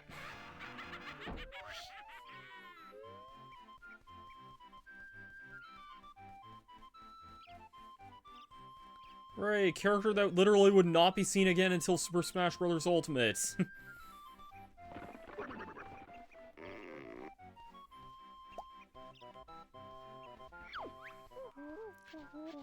Hi there, Tootie. What are you gonna do today? My big lazy brother wakes up. We're going on an adventure.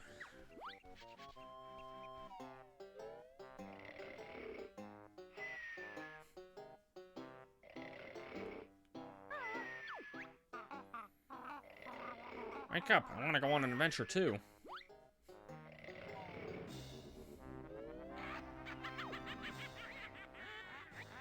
Tootie thinks she's fairer than me. I'll seal her looks. Ugly she'll be.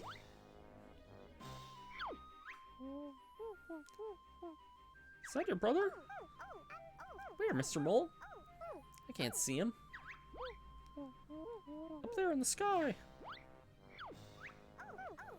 I don't think so. Who is that? Come to me, my little pretty. You'll soon be ugly. What a pity. Here we go, you ugly old hag. Scratch and bite, my little bear.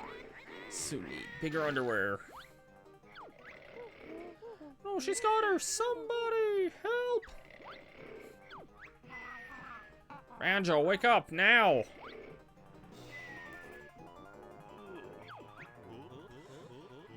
Wait, Kazooie. Let's get outside, there's trouble.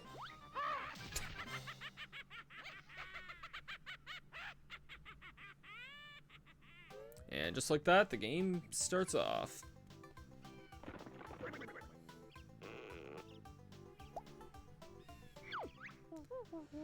Listen up, I'm Bottles, the short-sighted mole. I'm Banjo. Whoa! This is my buddy Kazooie. Sure is a strange-looking buddy, Banjo. Can it talk? Better than you can, Goggle Boy. What was all that noise about? Where's my sister, Tootie? Ugly Witch Gruntilda swooped down out of the sky and grabbed her. Calm down, Geeky. I'll get her back. Where'd she go? She flew up to her mountain lair. It's really dangerous, so you'll probably need some training before you go up there. There's a way to speed through dialogue, but maybe not if you've... maybe you have to have viewed the dialogue in order to kind of speed through it. Okay, good. I was gonna say... I kind of forgot which button was the button to skip the dialogue there, but... yeah. Skip the training tutorial there.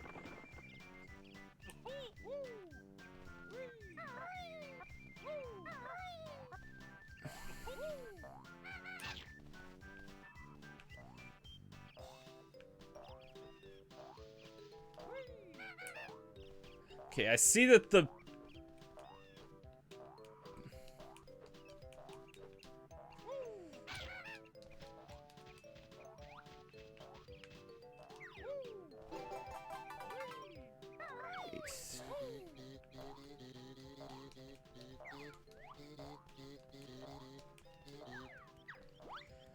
Okay, I'm not sure how easy it'll be to kind of adapt to this control scheme, honestly. Again, the fact this controller is very similar to an Xbox controller, and I'm kind of used to the layout that that game has, and not to mention this Switch controller, like, for context of an Xbox and a Switch controller here, they're very similar in layout.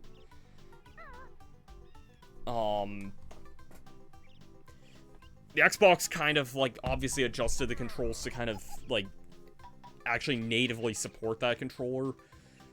This kind of just threw a weird N64 control scheme onto a Pro controller that may or may not have the best of result in the world, but I think if I can at least just kind of adjust to the bare basics, then I could probably adjust just fine. The freaking camera being inverted, and I don't have any way of adjusting that as well. There's no...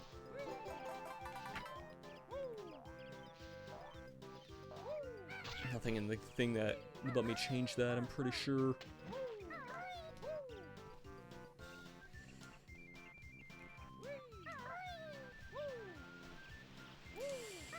The frame rate, I'm noticing a little bit. Like, it's not the worst thing in the world. I'm actually kind of impressed, like, kind of how vibrant this game is still. Like, it's... again, I'm used to the HD version of this game, but especially for the time, like... it's still... visually, I think this game still looks really, really good, even for the N64.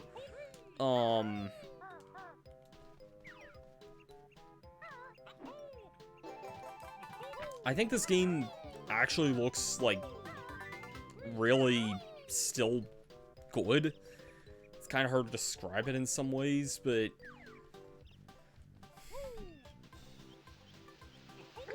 I know the draw distance is definitely a little less than desirable in points, but honestly, I don't think visually this game has aged too badly, if I do say so myself otherwise, so...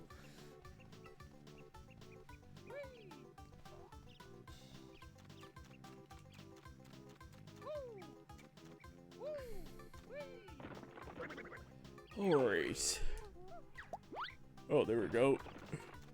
Yeah, if you don't, like, clear all the tutorials in the beginning part here, this bridge is not passable here. I remember that being kind of like a roadblock whenever I would have first played this game.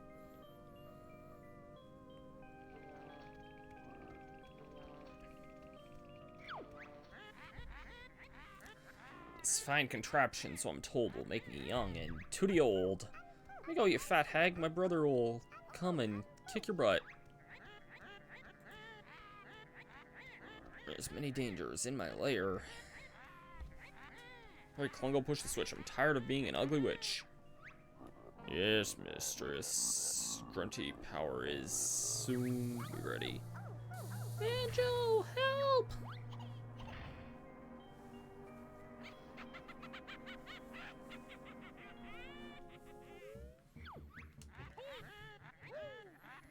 There he is, the fun begins. My tricks and traps. We'll see who wins. Hey, it's me, Mr. Jiggy. Now go and find a picture of the piece missing.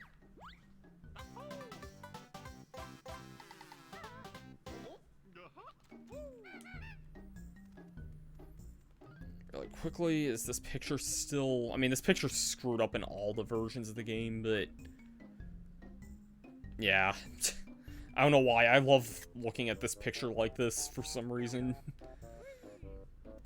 I think you can clearly see that it's like... yeah, you can clearly see it's 4 separate pictures. A CRT would probably mask that a little bit better, right? I'm guessing there's probably just like... size and spacing constraints they had to go with, but...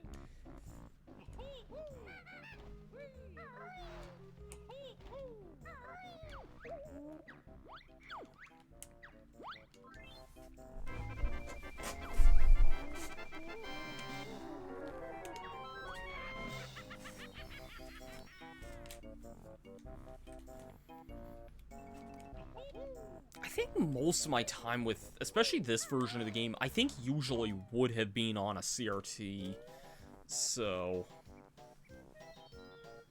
and, okay, you know what, I do like these plushies here, but I am gonna set them down for a minute anyway, just to kind of relax and play the game here a little bit.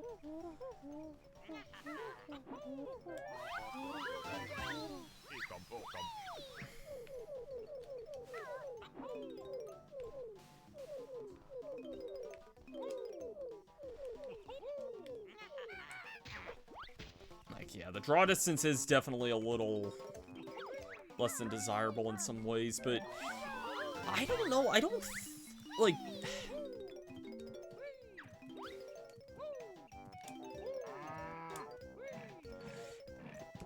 I don't know if this really would have, like... I know some people complain about some of the N64 games in this emulator having, like, bad input lag or something. I'll be honest, I've played about half of, if not more than half of Ocarina of Time on this already, and I haven't really noticed it being that unplayable, so that might just be me, I think, but... okay, this is, like, the one thing I'm not sure about. Okay, thank God I can activate this just with the pressing the Y button. That does make this a lot easier here.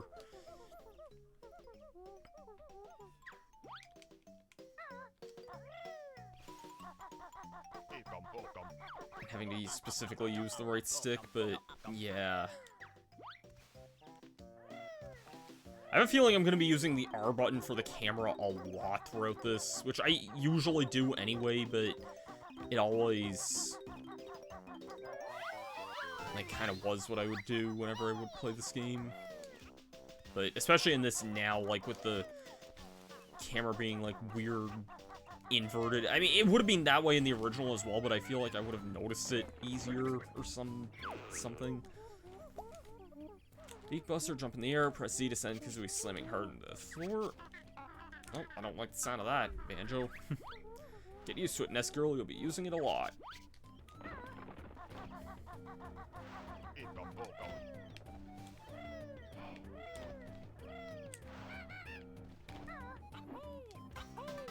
I'm not, like, a speedrunner or any sort of expert at this game, but I think I could probably get through at least the first 2 worlds in a pretty decently quick time, I guess.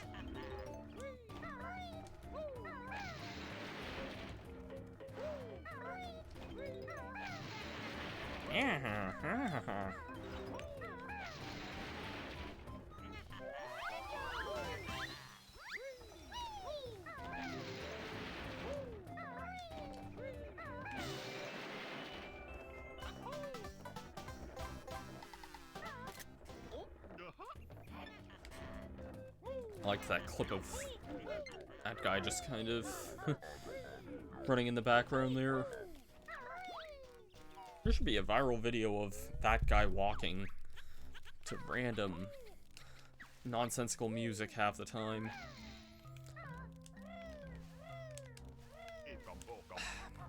I'm not good at doing the trick for, like... Oh god, this is probably not even, like, that possible on this with, like, any degree of, like, input latency or anything, but... Oh, man. It is possible to get up this here, but I have my doubts it would be something I can do, especially with, like, any degree of input latency. Input latency doesn't screw me up, like, under normal circumstances, usually. So... I know for some people they think that it's a really big deal. I can live with it usually. Like I said, I've played more than half of Ocarina of Time, so... Just lost Jinjo with the level.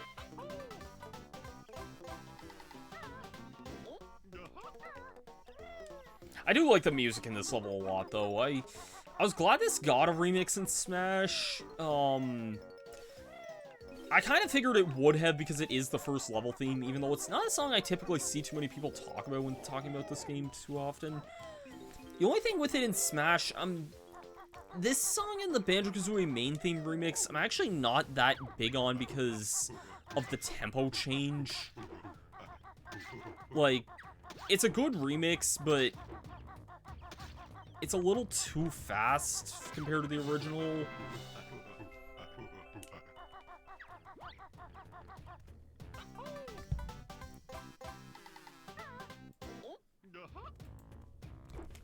So, hey, look, orange. Put it back. Oranges are nice. This would be a raid message for later.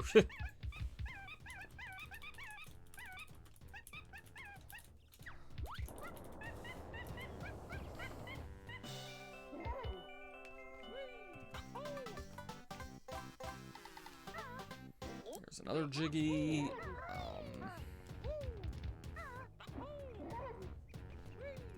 With this I can make this jump? Yeah, okay, that's what I thought. I knew you could make it up there with like a normal jump of some kind. Now we got eggs.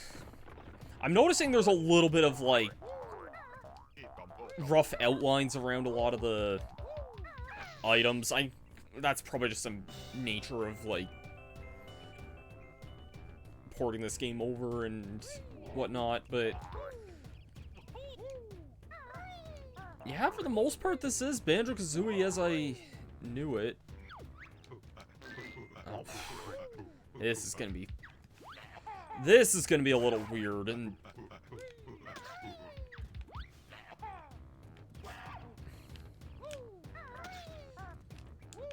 this man, I don't know if it's just me or not, but he feels like he throws those oranges way, way faster.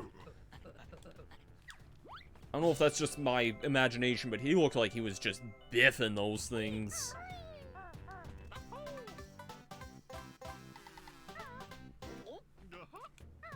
I don't know if that was my imagination or not, but...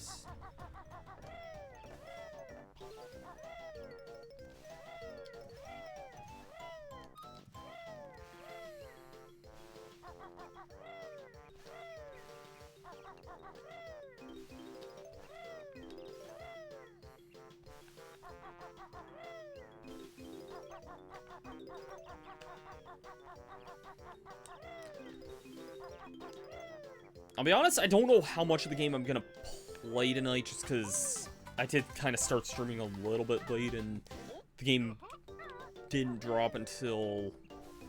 it didn't drop until about... like, 9 o'clock my time, so...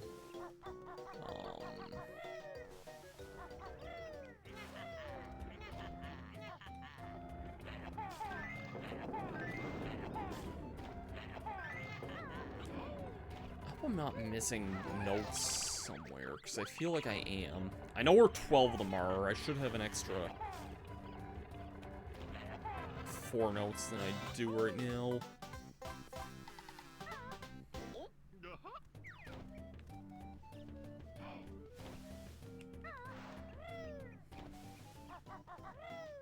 Should I get the ones on this hill here?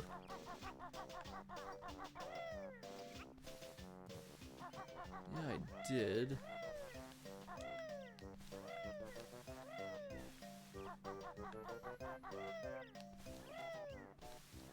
Oh, shit, why am I missing notes here? I literally just watched me play this game, like, more than half my life ago now. And... find everything in this level. 84, I should have... because there's 6 in the water and 6 in the termite area.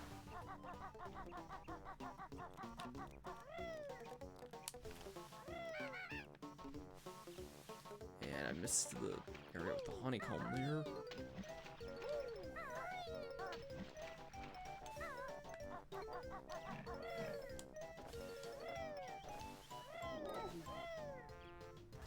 I don't think there's that many notes over by Conga, I don't think.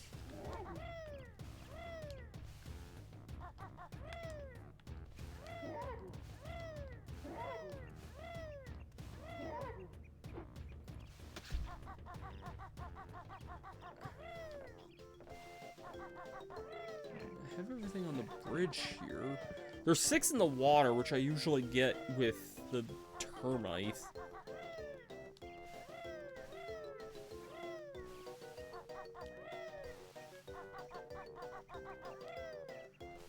This is the one time where I wish I was playing the Xbox version for its better draw distance here. Oh wait, hold on. Oh, for God's sake, they were in Mumbos here. Well, I just got a pretty crappy time, all things considered. Yeah. I know you're best shaman in land here. You want to be Shaman King, I get it.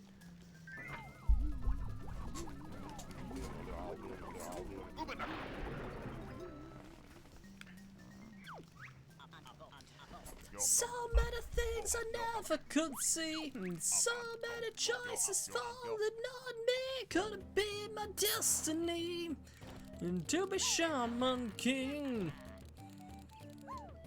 If a spirit is strong, I'm not even gonna bother with half of that. Like, the 4Kids opening a Shaman King, that just slaps, man. I'm like not even gonna apologize for saying that. It is a certified banger. Like, probably, I think, the best opening that 4Kids has ever done. If I'm being perfectly honest, it's really that good.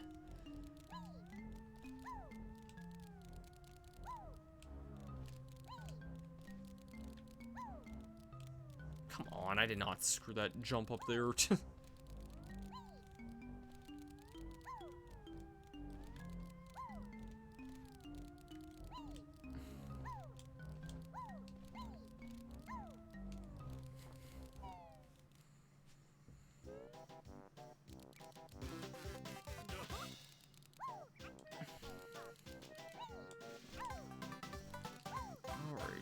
that.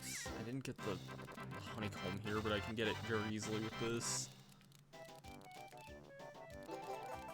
And here are the last 6 notes that I missed. I always usually, like, hold off on getting those with the until I get the termite. I don't know why I specifically always like using the termite for that. I just kind of do.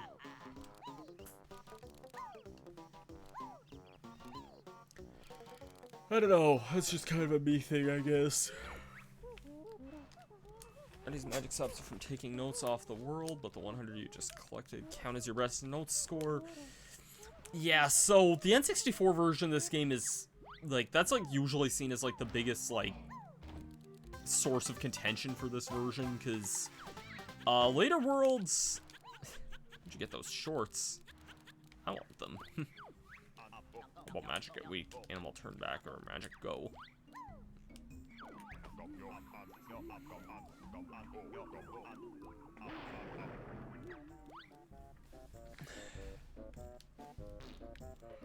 Oh my god, I'm gonna do that so many stupid times, because that, like,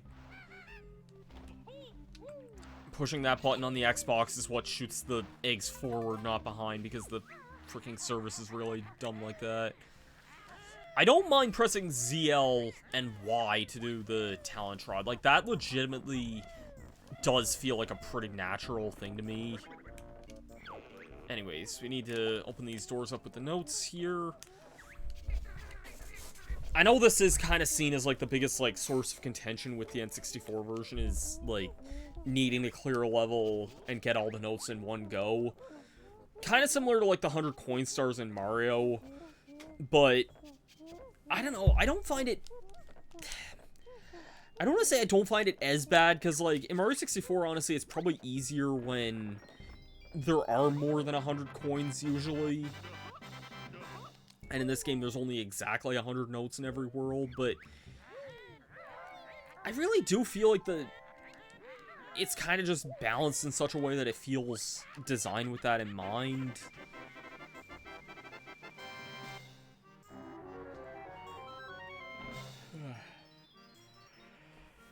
I don't mean to be yawning as much as I have been here, but I guess it is kind of getting to that kind of time of night.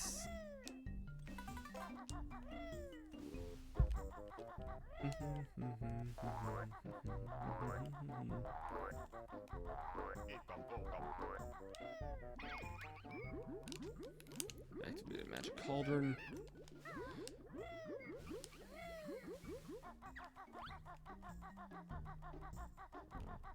I guess what feels kind of weird is that I almost feel like I'm holding my controller, like, I don't want to say aggressively, but, like, in some ways I almost feel that way, because I don't know, I guess I'm used to holding my controller rather aggressively when playing, Banjo-Kazooie. I also passed up Grunty's sister there, Brentilda. I might actually give a, like, bother with the Brentilda stuff in this game later. I kind of just wanted to play a couple worlds here, just kind of get used to some things. Ahoy there, this be Treasure Trove Cove. There be 2 new moves for ye to find.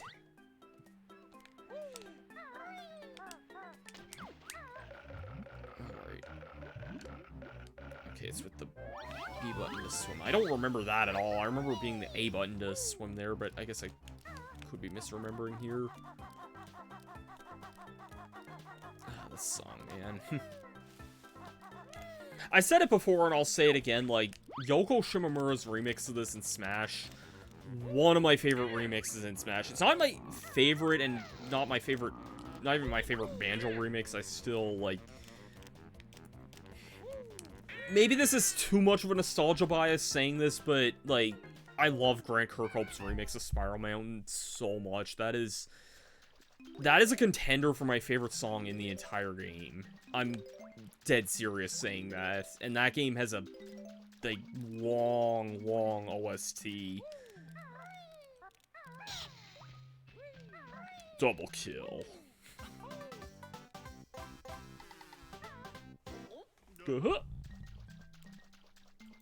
Discord message am I getting here?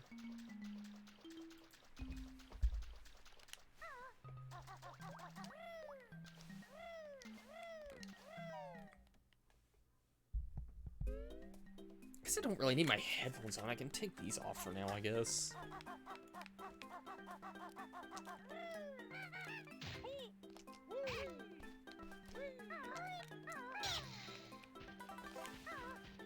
Oh, man. I don't dislike the original version of this song either, by the way. It's just that Yoko, like, she takes the song and turns it up to party mode. It is such a great remix. If you haven't heard it yet, I would strongly recommend looking it up.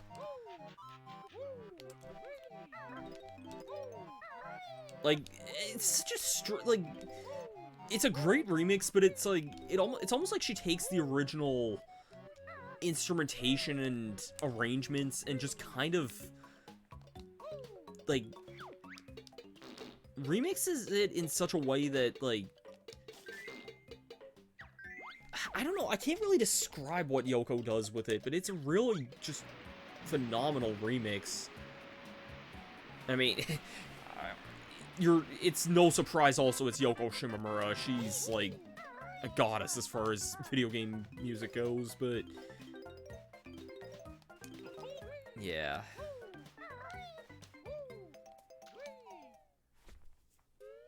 I'll say, when I was a kid, I don't think I knew for the longest time what I was supposed to do at the bucket there.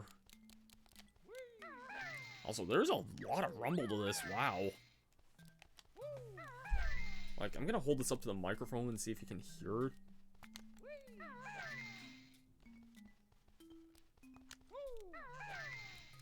That is a lot of, like, rumble. I think also, though, like, I never actually owned a rumble pack growing up for the N64, so I wouldn't be used to this game even if it had rumble support. Or, like, I wouldn't be used to this game with rumble support if it had it. I think it might have had some degree of rumble support.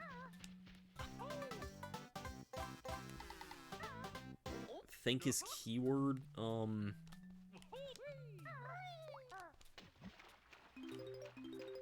should say on the box there, which I could, like, back out to the menu to look at.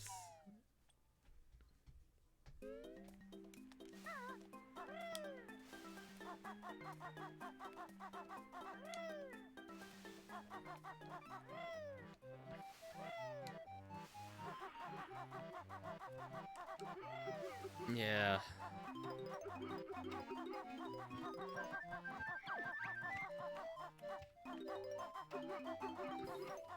It's just interesting for me, like, even now, like, considering, like, I've played Banjo-Kazooie a lot growing up, but, because I never had a rumble pack, it's kind of interesting experiencing it with it.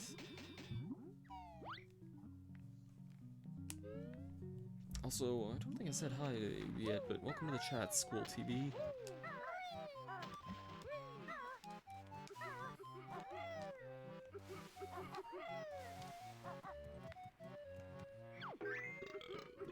Hey, that'd be half of a meal gold.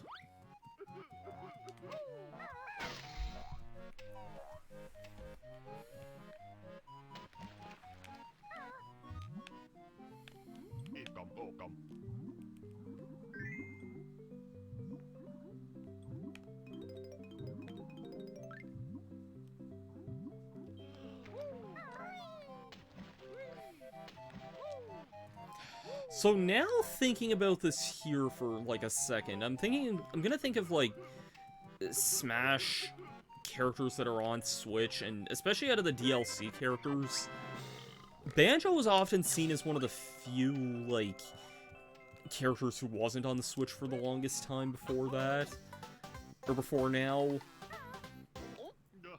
And technically, Persona 5 isn't, but Persona 5 Strikers is, which is like a different genre. Like, I know that's a Muso Warriors type title, but also just a sequel to Persona 5 that, like,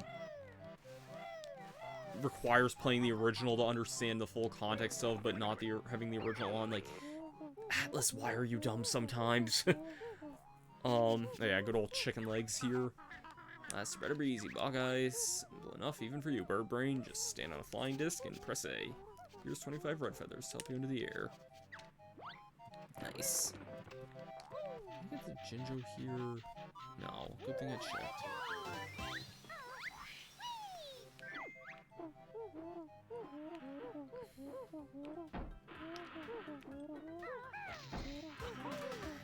This chest I also found interesting as well because, yeah, Grunty directly talks down to this treasure chest here. Like, I don't know, I always thought that was interesting because Grunty doesn't do that, like, that often in normal levels, like, talking down to, like, too many of her own, minions like that. This is, like, one of the few times that I can think of, besides maybe, like, that one ghost in, Mad Monster Mansion that, like, actively feel like they have some sort of relation to Grunty.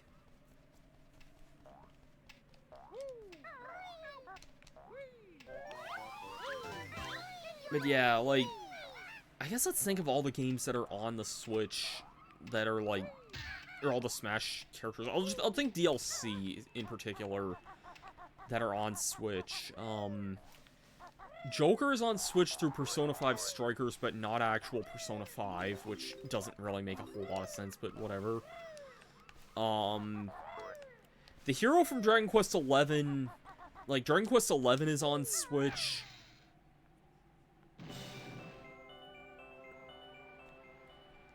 But, and Dragon Quest 3 is as well, but Dragon Quest 4 and 8 aren't. Those were on DS and 3DS, though. Banjo-Kazooie just got added to Switch today. I did not get the shock pad. Why did I not get that before coming up here? Okay, then. Not really what I meant to do there, but okay, then. Definitely an epic gamer moment there.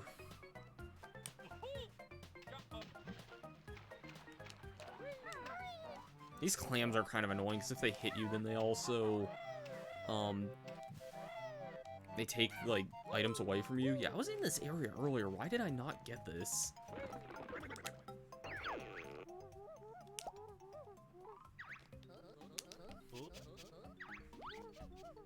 Don't worry, the turkey does all the work. Simply stand on a shot. I love those insults. I honestly don't know, like, weird as it is, for this being my favorite game of all time, I don't know if I've played it start to finish that many times.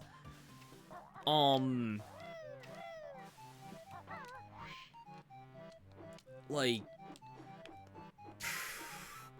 I used to, like, a lot of the times whenever I played this game, I'd usually play up to, like, Mad Monster Mansion and just kind of stop for one reason or another. I can't really explain why, but that usually was kind of the part of the game where the difficulty would ramp up and, like, I'd usually stop for one reason or another. I know I have played this game like a pretty decent bit otherwise, though. Like, I think I've played...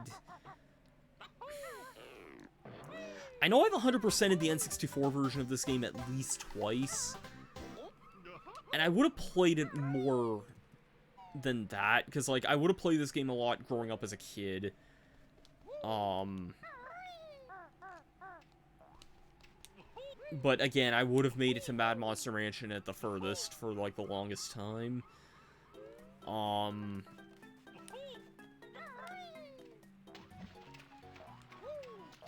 And as far as the Xbox version goes, I want to say I've finished that at least... I want to say at least 4 or 5 times, I think. I'm not 100% sure about that, though. I did replay this game not long ago, though. I replayed this game, like, only 6 months ago, maybe. Because that was around the time I picked up my Xbox One.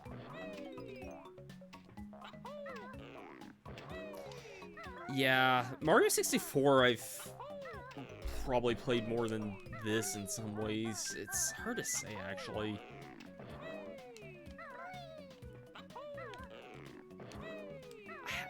how many times I would have played Mario 64 now that I'm thinking about it.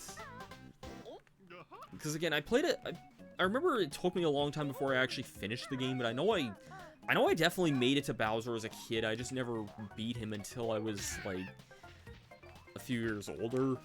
Ironically, I finished Mario Sunshine before I finished 64, and people give Mario Sunshine a lot of shit for being a hard game, and in some ways it kind of is, but it's not like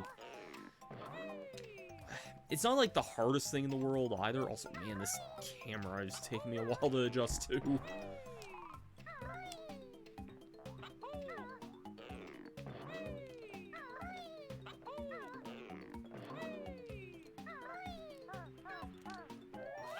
And sometimes I just start playing this game and just kind of, like, stop for one reason or another. Like,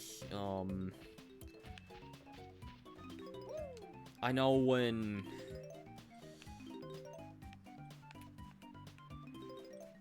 I know there was one time a couple of years ago I started replaying the N64 version of this game again, and I don't remember for what reason, I just kind of did. And I know I played... I know in one night I probably played up to, like, Freezy Peak, maybe. And just kind of, like, stopped after that, I think.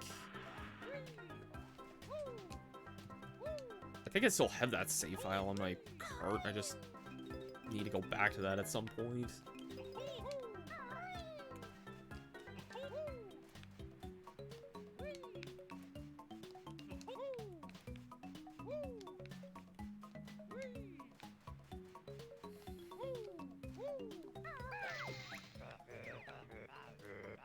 And I guess as far as, like, the later Banjo games go, I know I finished Tooie at least twice.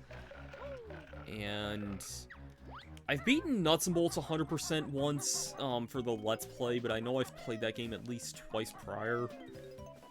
So...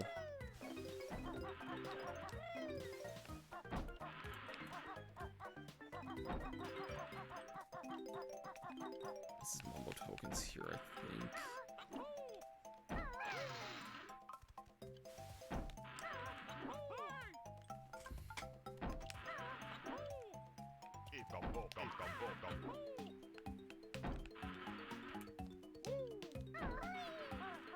I used to hate doing this as a kid, even when, like, I mentioned this in the video we would have just watched. Like, I used to hate this Jiggy just because it was surrounded by the shark-infested waters. As a kid, I was terrified of Snacker the Shark. Ah, cheese and crackers. Just wait there.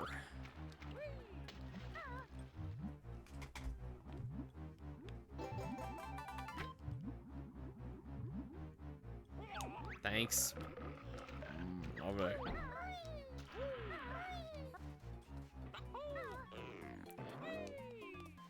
I do kind of appreciate Snacker more as I got older, but yeah, as a kid I didn't really like him too much. I think some of the Rare devs on Twitter confirmed that, like, when designing him, they originally didn't think he was, like, as annoying or child-scarring as, like, they originally thought.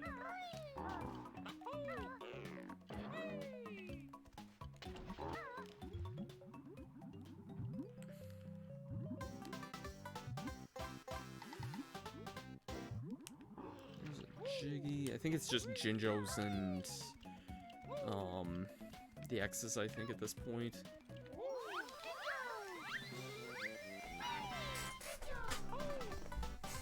Didn't mean to drop that.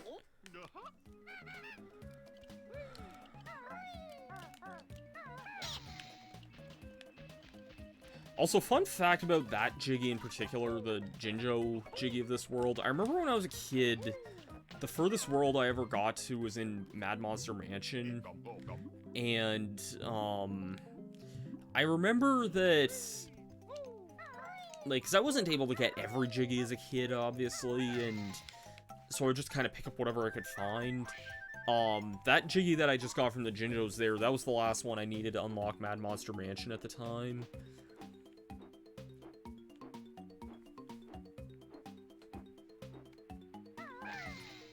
That was the furthest I stopped, because, like, at that point, the game does kind of ramp up quite a considerable bit in difficulty, so I'm not too surprised that that would have been the spot I would have stopped at. And this should be the last of the notes here, I think.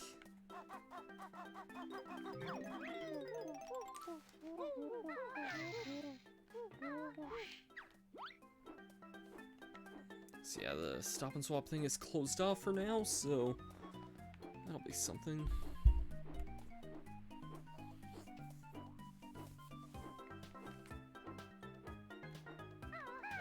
So after this, I gotta get the honeycomb that's over this way.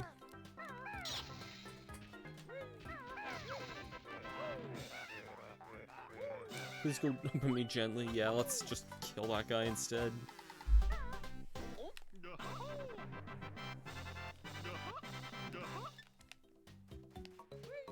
Where the frick is this at here? This is the one time where, like, draw distance is definitely a little bit of an issue. Like, if you're playing the Xbox version, you can see, like, literally anything regardless how far away it is. It's pretty something. It definitely doesn't really feel like the game's designed with it in mind sometimes.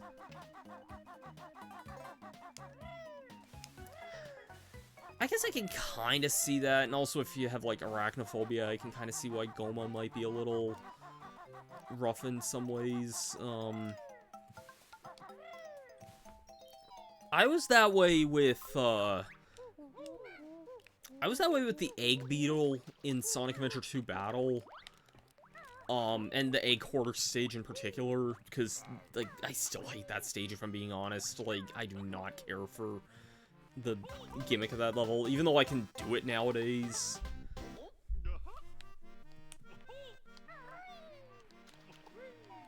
I don't think anything in Ocarina of Time ever really scared or terrified me too much. I could be mistaken about that, but I don't think anything in that game ever really got to that point for me, I don't think. I could be wrong about that, though.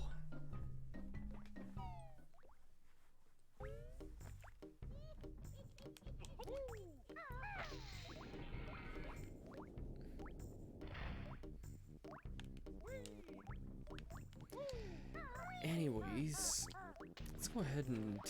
Oh, I didn't even open up Clanker's Cavern yet. Epic Gamer moment. I guess I have some time to do Clanker's Cavern, I guess. Should probably only take me, I don't know, about 20 minutes, maybe. I don't know if it's possible to make that jumper to get up here without the...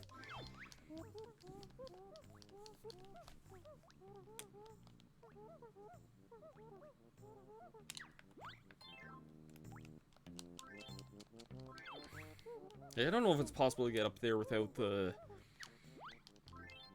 shock jump pad, but... So yeah, now we can finally just put all the pieces in at once, which is, like, the most useful thing for me, I think. One of the most useful things for anyone playing this game.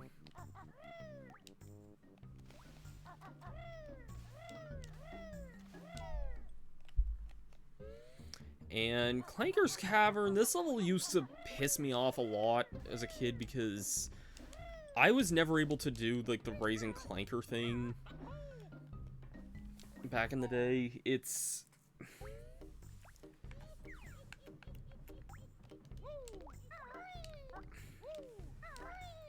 It's kind of hard to explain why, but I was never able... Also, wait, hold on, there's a Mumbo token up here, isn't there? Yeah, I remember that now.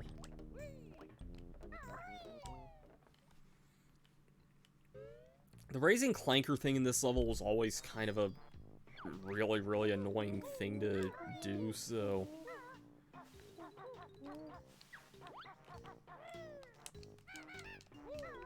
Whew, nice. Got up there. Nice.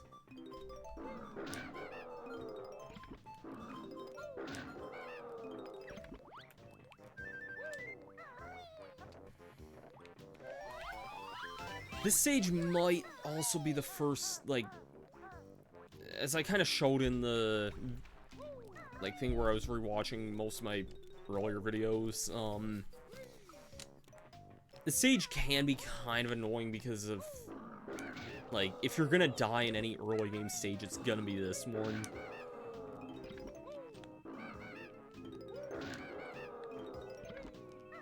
For an early game water level, it's such a weird theming to have in this, because it's obviously a lot of, like, murky water and stuff. It's not really what you would expect of a typical water level. But yeah, it's interesting that, like, for some people they were afraid of Clanker. I don't think I was ever afraid of Clanker as a kid, even if, like, I can kind of get why the music's a little terrifying for some people, but and you see this big whale with giant teeth and everything, but he's a good guy. He just wants clean air.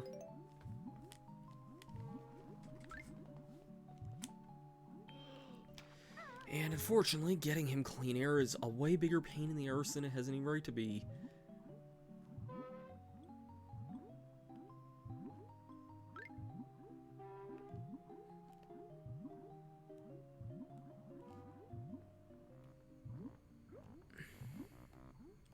It's a big pain in the arse in this version specifically, because... Hey buddy, give me some air. Give me some bubs.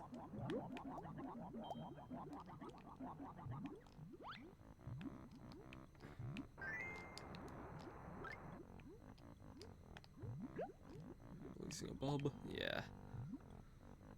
Okay, I might just collect all the notes now. Yeah, obviously the Jinjo. I think if I play it safe, we should be good here. Okay, you know what? Let's go back and see.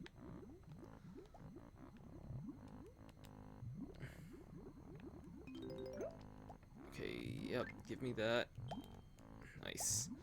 Holding down the R button to do sharp turns here really is the best thing you can do here. If I get all these notes here, and then the Jinjo and make a beeline for the surface, I should be fine.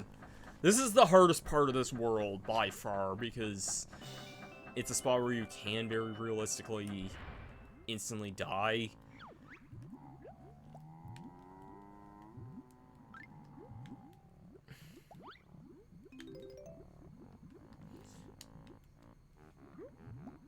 Hey there, Bubble Buddy.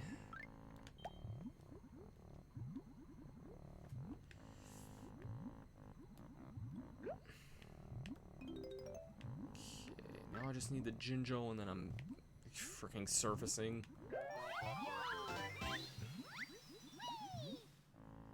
Yeah, 4 units of life is definitely enough to surface here.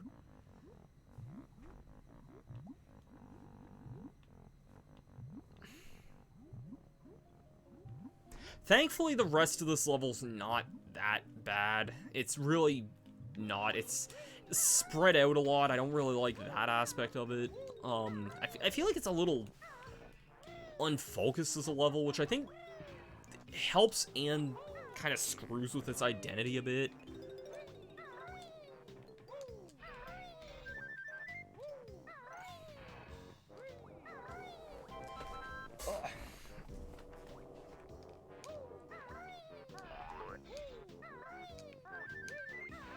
So, is this my 9th extra life? Yeah.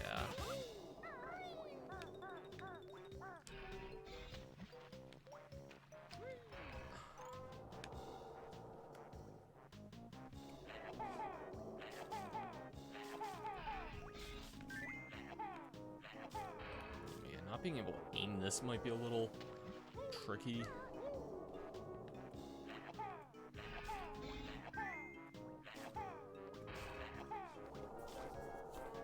I think this is the only tooth you really need to open up here, I think. Yeah. This one has the Jiggy, doesn't it? Yeah.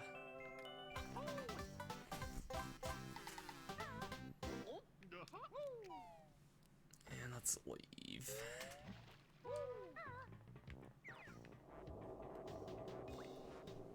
Also, I should actually get the Jiggy that's on his back there, because that stayed up there for a fraction of, like, a second, it felt like. I don't know why it was only up there for, like, that short a time.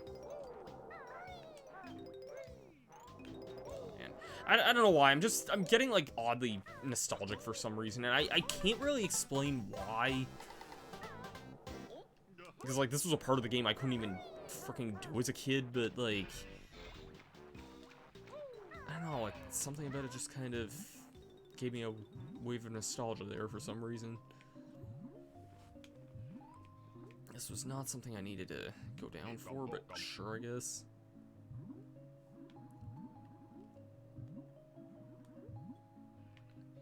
I can't remember how many Mumbo tokens are in the game. Way more than you ever need, but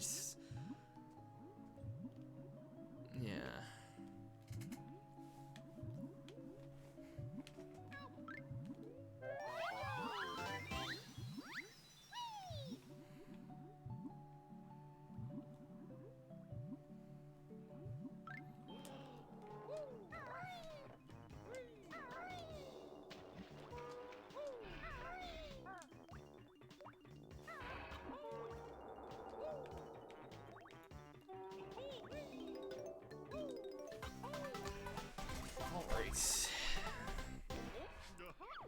Doesn't feel like we have too many of the collectibles right now, but, like, trust me, we actually are pretty far along in this world, believe it or not. A lot of the individual Jiggies are kind of within Clanker.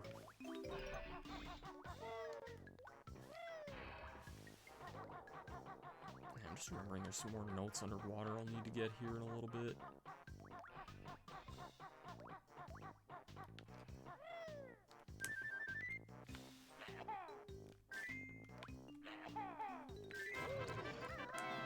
It's kind of weird you can open that with 3 eggs, or you can also just jump up there and rat-a-tat-rap that as well, which is kind of funny.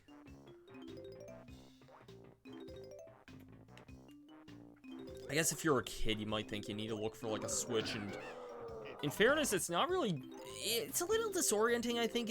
There's not really a lot of other instances in the game where you can open a gate like that just kind of by walking up and opening it up like that, but that is what you gotta do.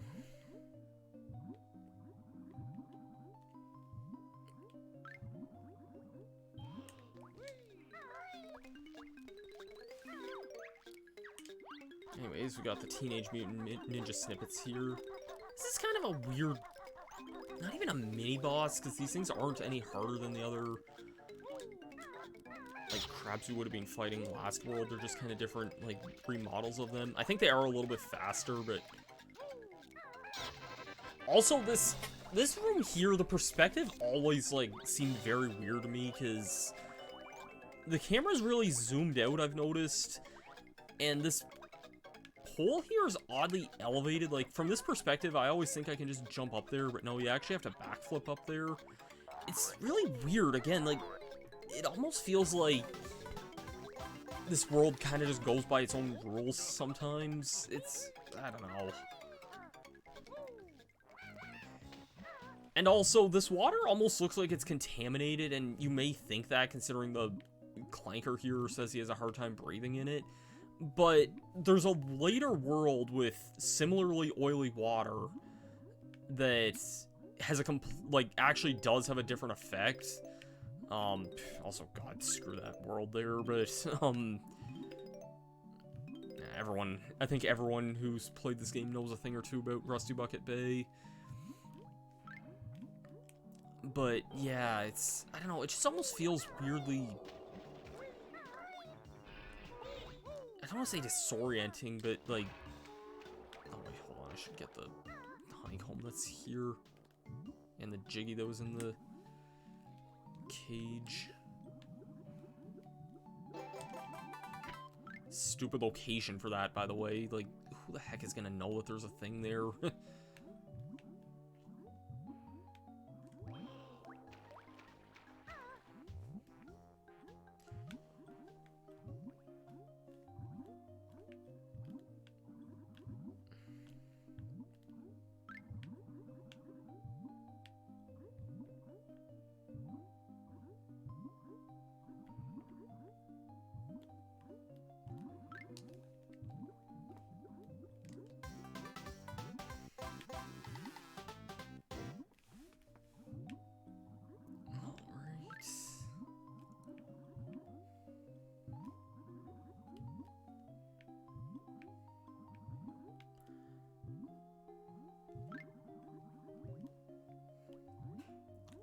me does kind of wonder how this would at least, like, play in handheld a little bit, but... Also, yeah, that's actually an interesting thought to also to bring up here. This game is technically Banjo-Kazooie on the go, so... For being a handheld version of this game, like, that's... pretty impressive, I think, you know? Like... It's pretty impressive to say you can actually take this game on the go for once, like...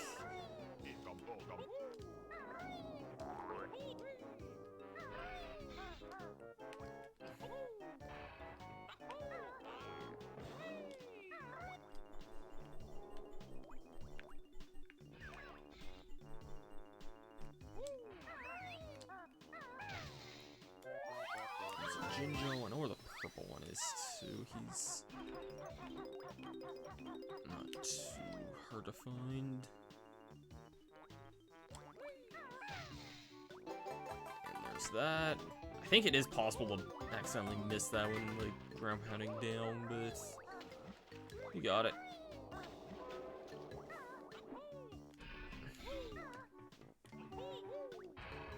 And I want to enter.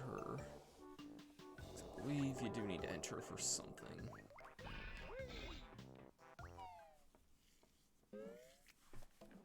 Yep, I was right.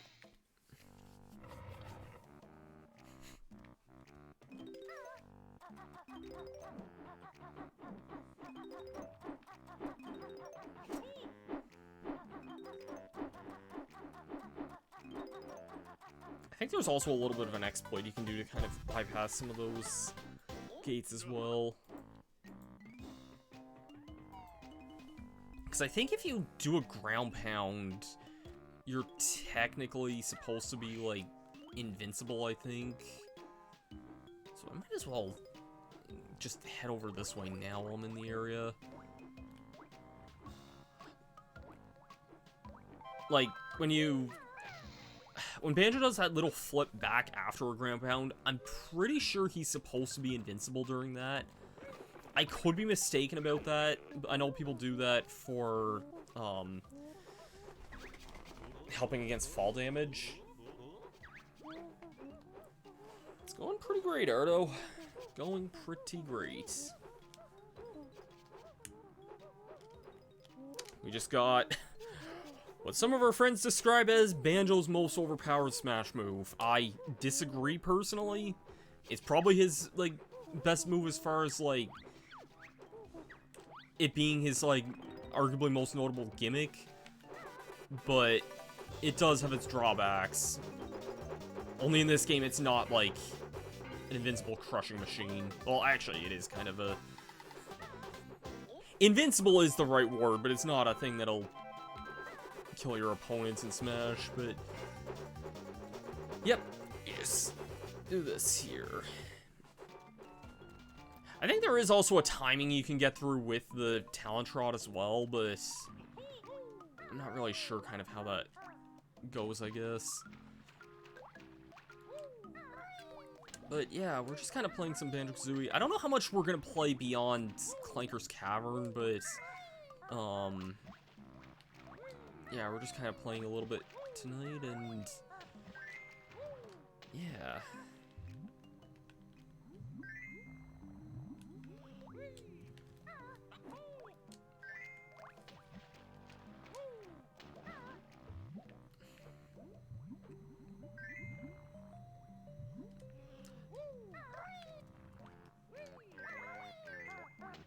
I gotta say, though, like, different control scheme from, like, what I'm used to with the Xbox version, sure, but I haven't really run into too many, like, struggles, I guess you could say, with this version. Like, it's Banjo-Kazooie the way I know it, really. N64 warts and all, mind you, but I don't know, I'm also, like, I will say this, though, playing it, like, the N64 version in, like, a modernized emulator without, like, being on a CRT or anything like that, I still think this game looks really good, even for an N64 game. Like, I know this was probably one of the best looking N64 games even back then, but, like, I don't know, I still think even without it being the HD version, it still looks pretty dang solid even today.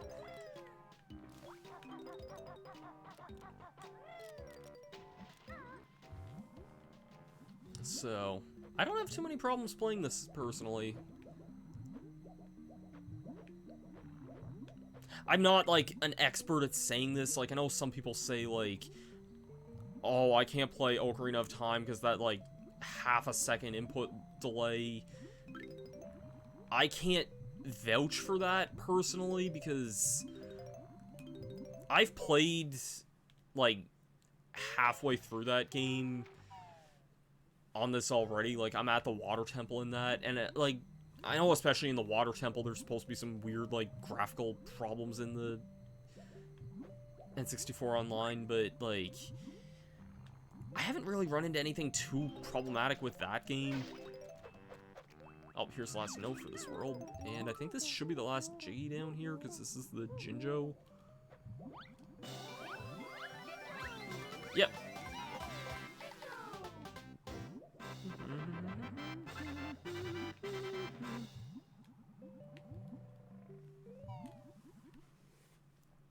Alright, I guess let's just leave this world here and never speak of Clanker's Cavern again. I think I should have... Yeah, I have everything here. I can tell just by the honeycomb count that I would have... I knew I would have all the honeycomb pieces, judging by that.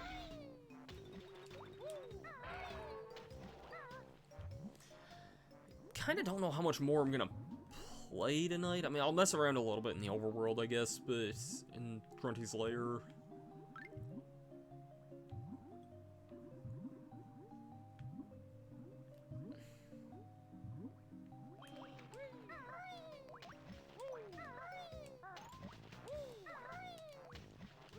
I know my Twitch schedule has been, like, super out of whack as of late, because just work, I guess. I don't know if I can say seasonal depression, but I guess I can kind of say that. I know... I've heard apparently January is just a really hard month for a lot of people, and when I think back to it, like, I was always usually, like, a mess most Januaries, trying to, like, get stuff done. So, actually, I meant to hit the button over here.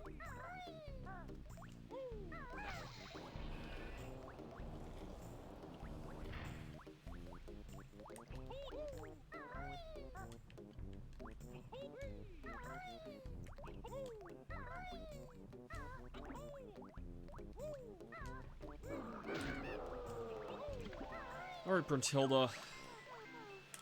There, young ones, I'm Bruntilda. Bruntilda's nicer sister. I've crept down here to help you defeat her. The old hag, it's about time she was taught a lesson. All of Grunty's disgusting secrets. I usually don't bother with this. I usually try and brute force things related to this, but that's not always the best thing to do.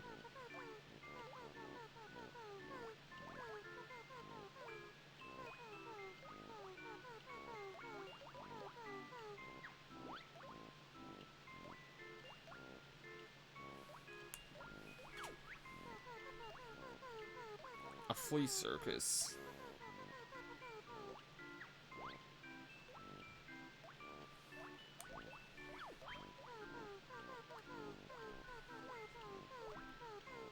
Leg chomper.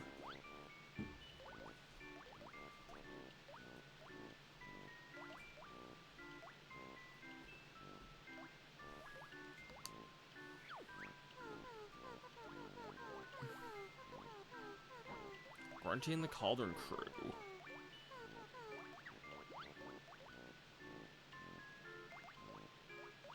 That's actually a pretty legitimately cool name. Like, I don't know, that doesn't seem like that bad of a name for Grunty's band. Good old Grunty and the Cauldron Crew.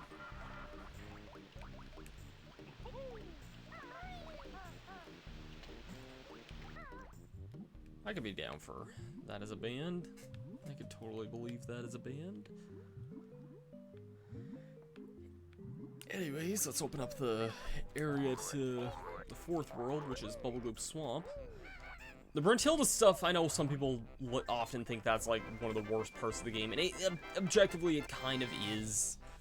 In the past, I would always kind of just brute force whenever those questions needed to come up for the endgame stuff, and because the thing is, it's also randomized each playthrough. You don't always get the same answers, so my answers there will be different from yours, basically.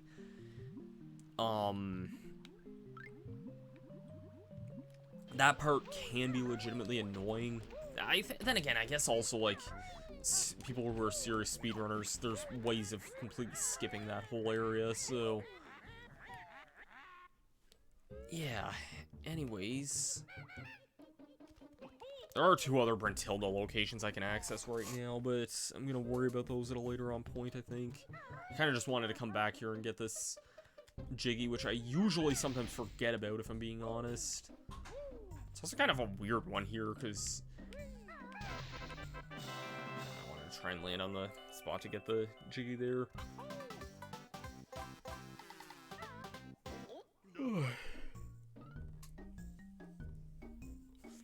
So yeah, guys, this game is now officially back on the... I love that pixelation in the background. That is a quality image there.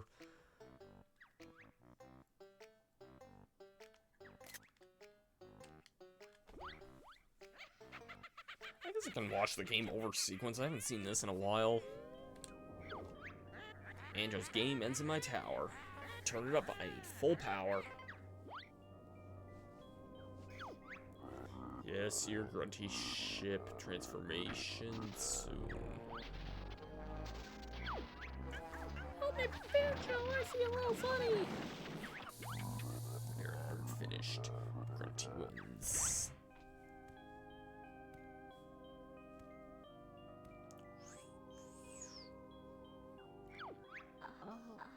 Grunty, she's a beauty. I'm much prettier than Tootie.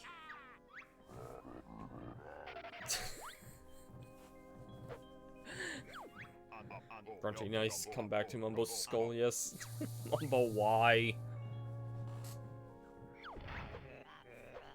Banjo, your sister wants a word with you. Ow.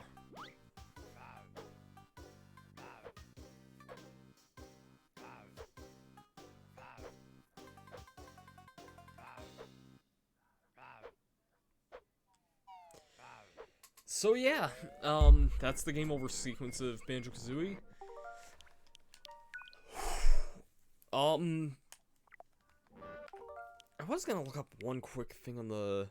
Yeah, okay, it does say designed for Rumble Pack. I guess most N64 games post Star Fox probably said that, but... Yeah, this still feels like a really weird fever dream. I know Microsoft and Nintendo are on good terms, and I know Banjo's in Smash and everything, but this still just feels weird. Like, Banjo and Kazooie haven't been on like, outside of Smash, they haven't been on a Nintendo system, and outside of Minecraft as well, because I don't really count that. They haven't been on a Nintendo system in 17 years now. I almost said 16, but no. 2005 was 17 years ago. Feel old yet? Okay, cool. So, and that was with Banjo Pilot. Man, I posted a long thread on my Twitter last night about kind of my memories with this game. I don't want to go through everything right now, because, again, I think I saw, like, someone retweet all those tweets, and I think I had, like, 40 notifications from that. I didn't intend for it to be 40 tweets long, but it was something like that.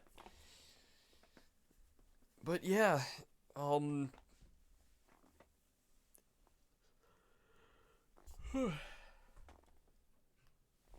unfortunately, I do have work tomorrow, and it is getting a little late, so I am probably going to call the stream here shortly, but... Banjo and Kazooie, you guys are officially home. It's pretty wild to say that. It is pretty wild to say that. I don't know if I have any, like, interesting Banjo-related Smash pictures that I would have taken lately. Oh, yeah, I guess I do. Yeah. You guys are all finally home again. It's definitely a very strange thought, but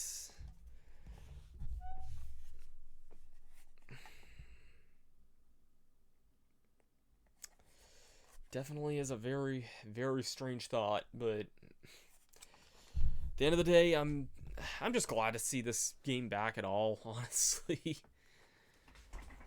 Anyways, I'll stop kind of gushing about the sentiments here, but it was fun to definitely revisit this game, and I might like stream some more of my playthroughs in a little bit. Oh man,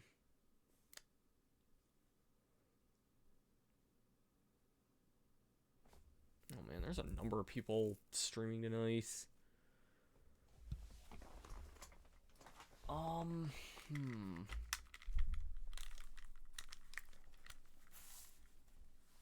Wondering who might be the best person to raid tonight.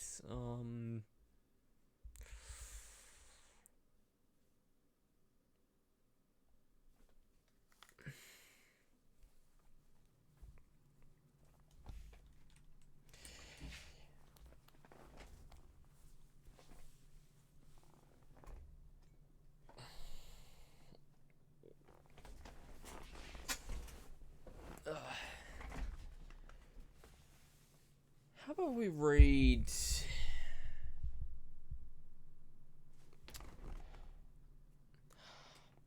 I think we're gonna raid Power to Mario. I think he's playing probably the most appropriate game to raid here.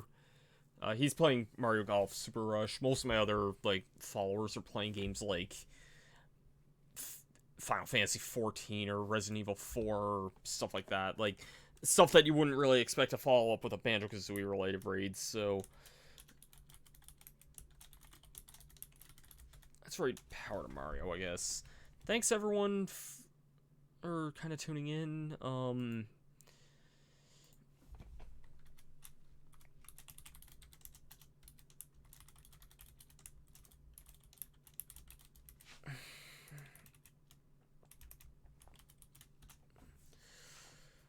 I don't know my exact stream schedule in the next little bit. I want to try and get things somewhat back to normal. We'll see.